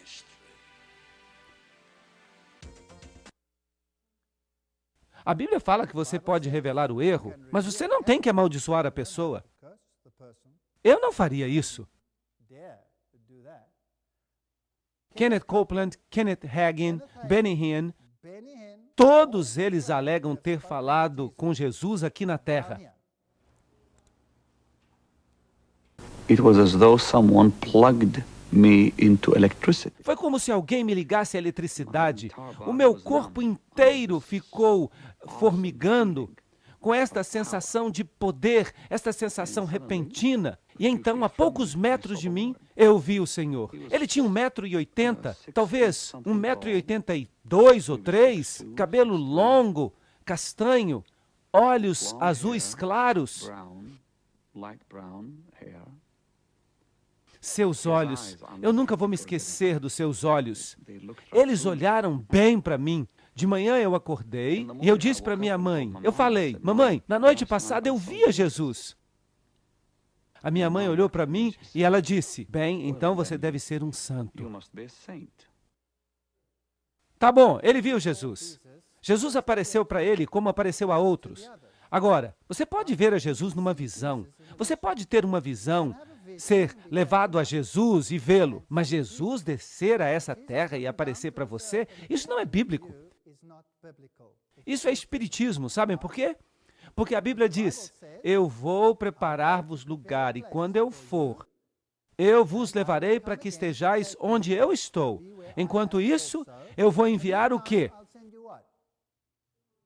O Consolador. E ele será convosco até que Jesus volte.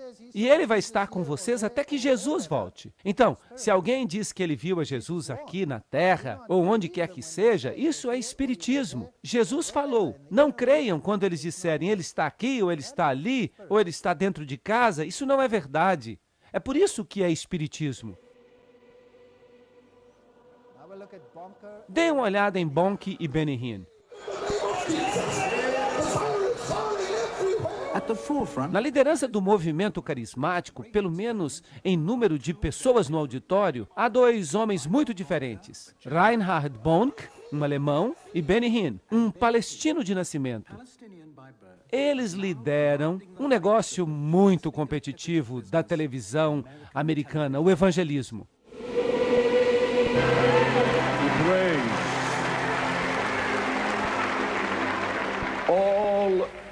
Todas as coisas são possíveis àquele que crê.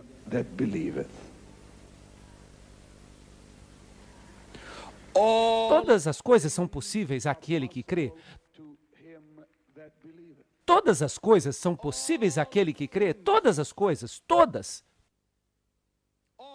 Todas as coisas. toda necessidade, toda oração, todas as coisas são possíveis. All things are possible. All you have to do. Tudo que você tem que fazer é acreditar. Toque aquele lindo violino como uma dádiva do Senhor. Maurice, obrigado.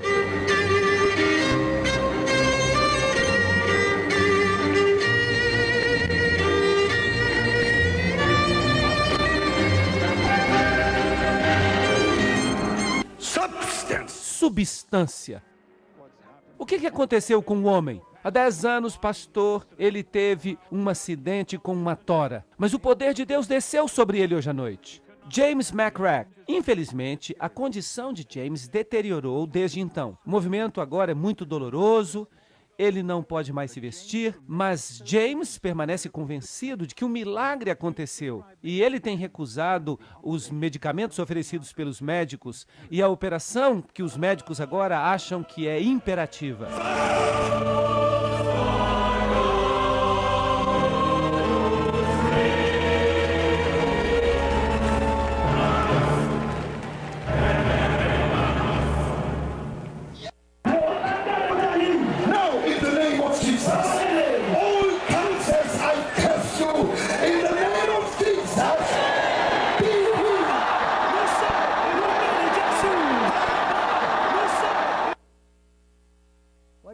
Vocês estão vendo?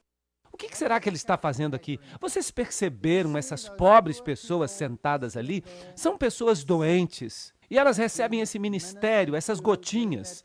E qual é a esperança que elas têm? A esperança de serem curadas. Ele está procurando resolver uma necessidade. Ele identificou a necessidade de saúde e de cura. E ele enganou essas pessoas, dizendo que ele ia suprir a essa necessidade. As pessoas creem no engano e Deus não está nisso.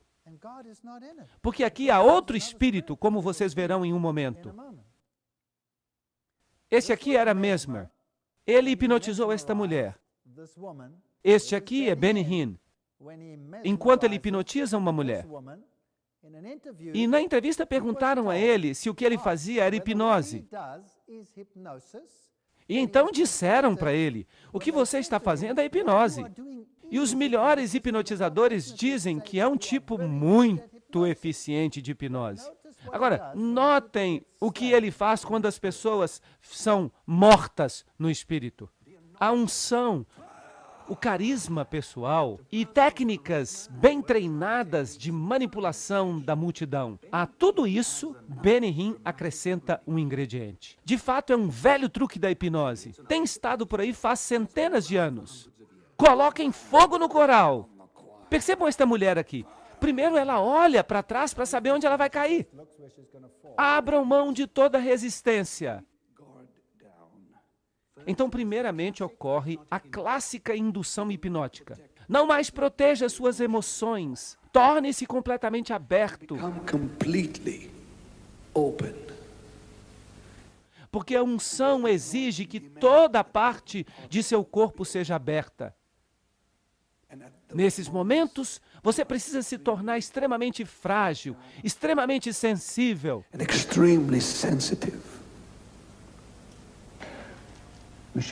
Nós mostramos esta filmagem para um grande hipnotizador famoso e ele disse, eu cito, nós fazemos isso todos os dias e o Sr. Hinn é um verdadeiro profissional. Bem, eu reagiria a isso dizendo que essas manifestações de fato acontecem. Ao mesmo tempo, o real, o divino, tudo está aí. Vejam que ele não negou.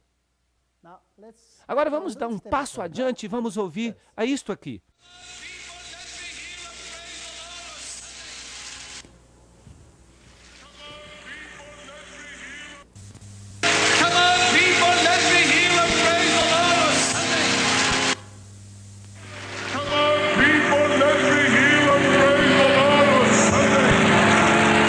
Ele está dizendo, venham todos, eu quero ouvir vocês louvando o nome de Satanás. Vamos tentar outra coisa. Esta é a transmissão da voz de vitória do crente. Hoje, Gloria Copeland, a minha esposa, vai concluir a sua série sobre o espírito da fé. Agora, lembre-se dos sinais que eles fazem e de como eles dizem essas coisas? Vamos ouvir a entrevista com Larry King. Nós estamos de volta com Larry King ao vivo, direto de Monte Carmelo, na Pensilvânia, com o pastor Benny Hinn. Alô? Sim, boa noite. Eu acredito que haja falsos profetas no mundo hoje. E nós temos visto alguns televangelistas que apostataram. Eu fico imaginando o que de fato separa o Sr. Hinn dos outros televangelistas que estão por aí. É bem simples. Jesus disse, pelos frutos os conhecereis. É só prestar atenção nos frutos das pessoas.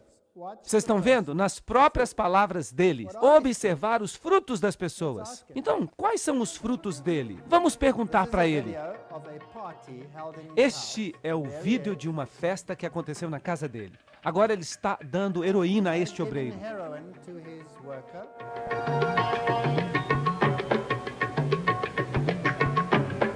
Este homem morre naquela mesma noite de uma overdose de heroína.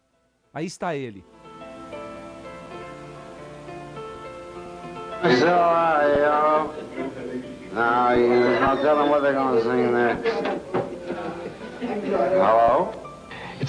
É bem simples. Jesus disse, pelos seus frutos os conhecereis. É só observar os frutos da pessoa. Se eles demonstram ter uma vida pura, um caráter cristão, se eles mostram o verdadeiro cristianismo, então eles são reais.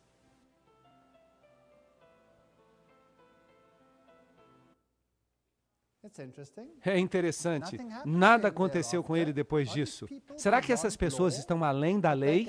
Elas podem ser vistas dando drogas, podem causar overdose e a morte das pessoas e nada acontece? O que mais ele faz? E um homem foi ressuscitado dos mortos na plataforma. Isso é um fato. Eu estava em Gana recentemente pregando uma noite. Eles trouxeram um homem e esse homem foi colocado na plataforma e ele estava morto. O homem estava morto. Foi uma coisa assustadora. Agora, eu vi quando eles pegaram o corpo dele e eles passaram o corpo dele de mão em mão e o colocaram no palco. E por trás de mim, esse homem se levantou e começou a andar. Então você realmente acredita que alguém foi ressuscitado dos mortos no seu programa? Bem, eu não vi, mas nesse caso as pessoas me falaram. Vejam que então, numa história, ele diz, eu vi, eu testemunhei. E quando eles o confrontam, ele diz, desculpe, eu não vi, eu apenas ouvi falar. E as curas? Eu vou corrigi-lo pela última vez. Eu não digo ao indivíduo, você está curado. São eles que me dizem quando eles foram curados. Você está curado pelo poder de Deus. Então ele está mentindo. Esta aqui é a esposa dele. Se o seu motor não está funcionando bem, sabe do que você precisa? Você precisa de um supositório de Espírito Santo bem no seu traseiro.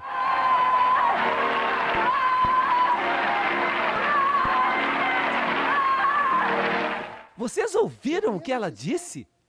Ela disse que você precisa de um supositório do Espírito Santo bem no seu traseiro. Será que isso é reverência para Deus? Então esses pregadores estão dizendo, eu sou Deus. Esses pregadores usam hipnose nas pessoas. Esses pregadores fazem todas as coisas que nós imaginamos que os outros fariam para enganar as pessoas.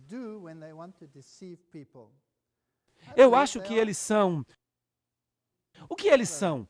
Lobos em pele de ovelhas.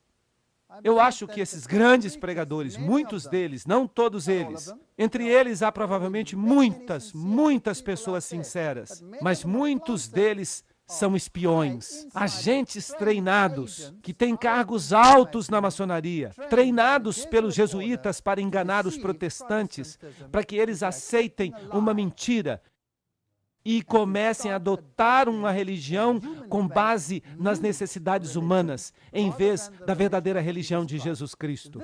Este é um ataque não contra você, nem contra mim. Este é um ataque contra Jesus Cristo. Eles o estão desviando. Eles o estão colocando onde eles o querem, no pó. E eu acho que é hora de nos levantarmos por Jesus Cristo e por essas pobres almas que foram enganadas. É hora de as pessoas perceberem que a sua única esperança é Jesus Cristo e ninguém mais. Só Jesus pode salvar você. Mas você precisa admitir que você precisa dele. E ele é que vai satisfazer as suas necessidades, sem segundas intenções. Agora, se você o quer simplesmente porque você precisa que a sua necessidade seja satisfeita, que tipo de relacionamento é esse? Como você gostaria de ter um relacionamento com alguém que viesse a você somente quando precisasse de alguma coisa? Você gostaria disso? Você gostaria de ter um relacionamento com uma pessoa que está numa viagem egoísta, simplesmente porque ele é capaz de satisfazer uma de suas necessidades? Algumas pessoas são boas em satisfazer as necessidades. Elas saem por aí e encontram tudo quanto é tipo de pessoas fracas no mundo, e elas satisfazem as suas necessidades.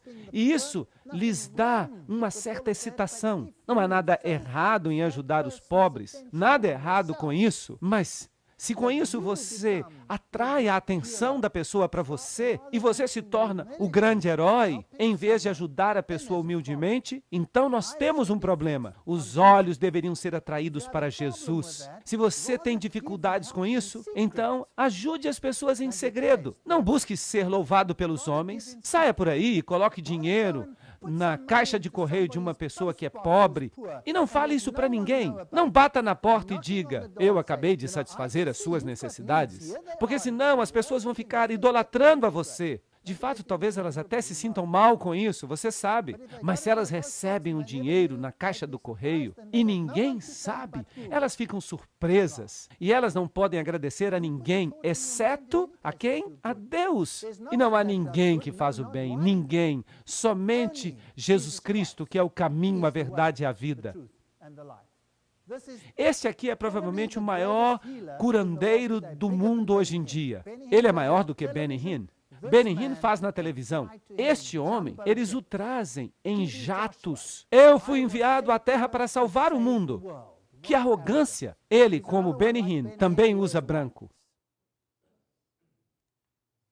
Aqui está o símbolo dele, Jesus Cristo dependurado na cruz. E ele tem essas palavras árabes aí. Em árabe está escrito, não há Deus senão Alá. Isso é interessante, não é isso que a maçonaria faz? A pessoa divina que está em mim pode fazer milhões de coisas ao mesmo tempo. Eu posso aparecer a milhares de pessoas em seus sonhos, em qualquer parte do mundo, para libertá-las de sua doença, de seus problemas, de suas aflições. Percebem? Ele está dizendo que ele também satisfaz as necessidades. É ele que satisfaz as necessidades. E percebam, não importa se é uma coisa abertamente diabólica ou se é alguma coisa disfarçada que está lá nos parafusos, lá na parte interna da máquina. Se você quer ajudar uma pessoa,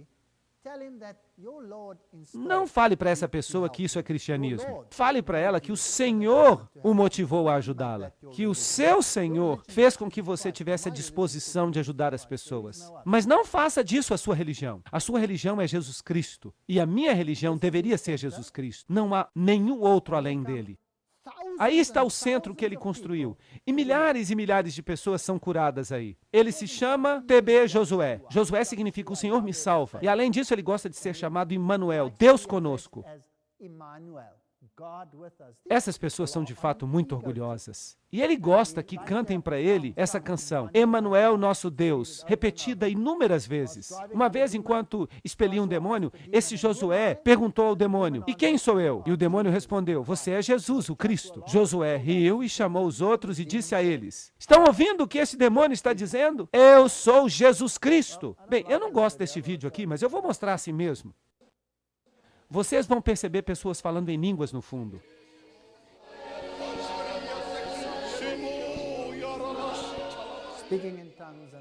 Ele é pregador carismático, muito famoso. Ele traz aviões cheios de pessoas para ver o tal do TB Josué.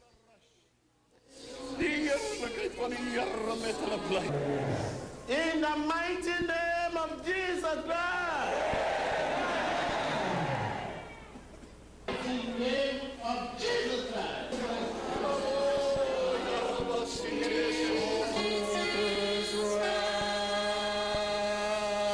happening already.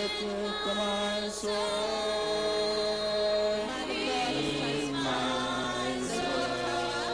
Into the life of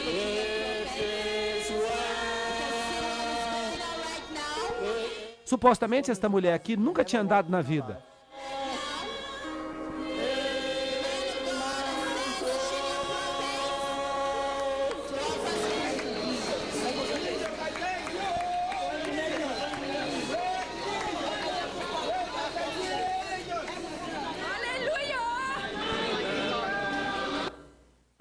Basta, eu não quero ver mais.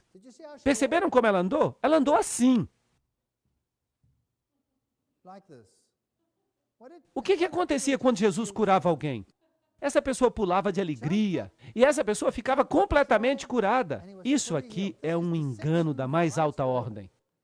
2 Tessalonicenses 9:11 diz: a vinda do filho da impiedade acontecerá de acordo com a obra de Satanás, demonstrada em todo tipo de milagre, sinal e maravilha, e em toda forma de maldade que engana aqueles que estão perecendo.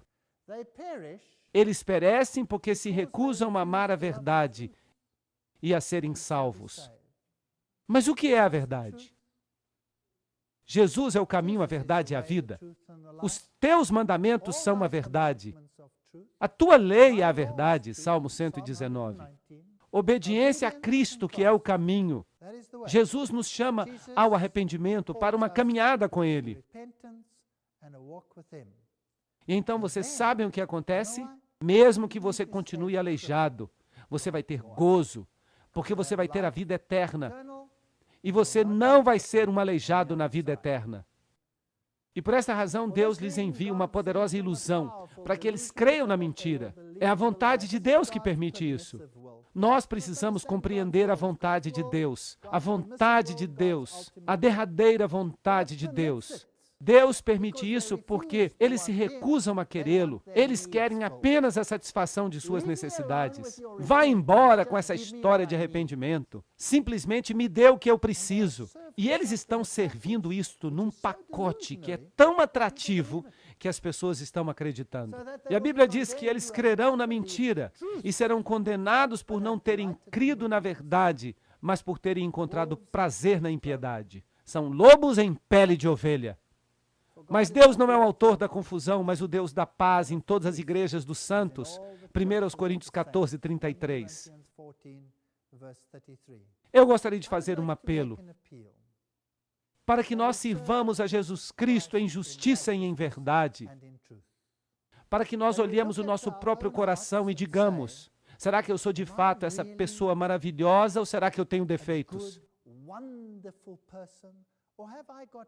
Será que há alguém aqui hoje que não tem pecados? Será que há alguém aqui hoje que nunca fez nada para que precisasse de perdão? Será que não há ninguém aqui que nunca pisou em outra pessoa?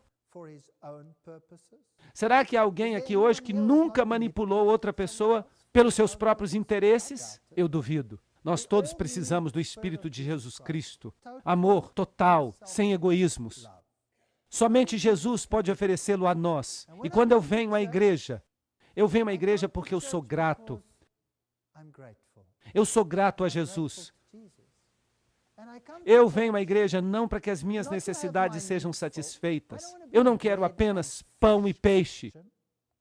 Mas Deus há de me conceder pão e peixe se eu o sirvo. Buscai o reino de Deus em primeiro lugar e a sua justiça, e todas essas coisas vos serão acrescentadas. O meu Deus vai tomar conta de suas necessidades. Eu já tive muitos períodos de pobreza na minha vida. Eu estive em situações nas quais eu literalmente enfrentei a morte ou a violência muitas vezes. As pessoas que não vivem no meu país não conseguem entender isso muito bem, mas eu sei o que significa confiar em Deus. Eu aprendi isso pela experiência e eu sei que Ele me ajudou todas as vezes. Deus tem essa mania de esperar até o último segundo, mas Ele sempre vem em nosso auxílio.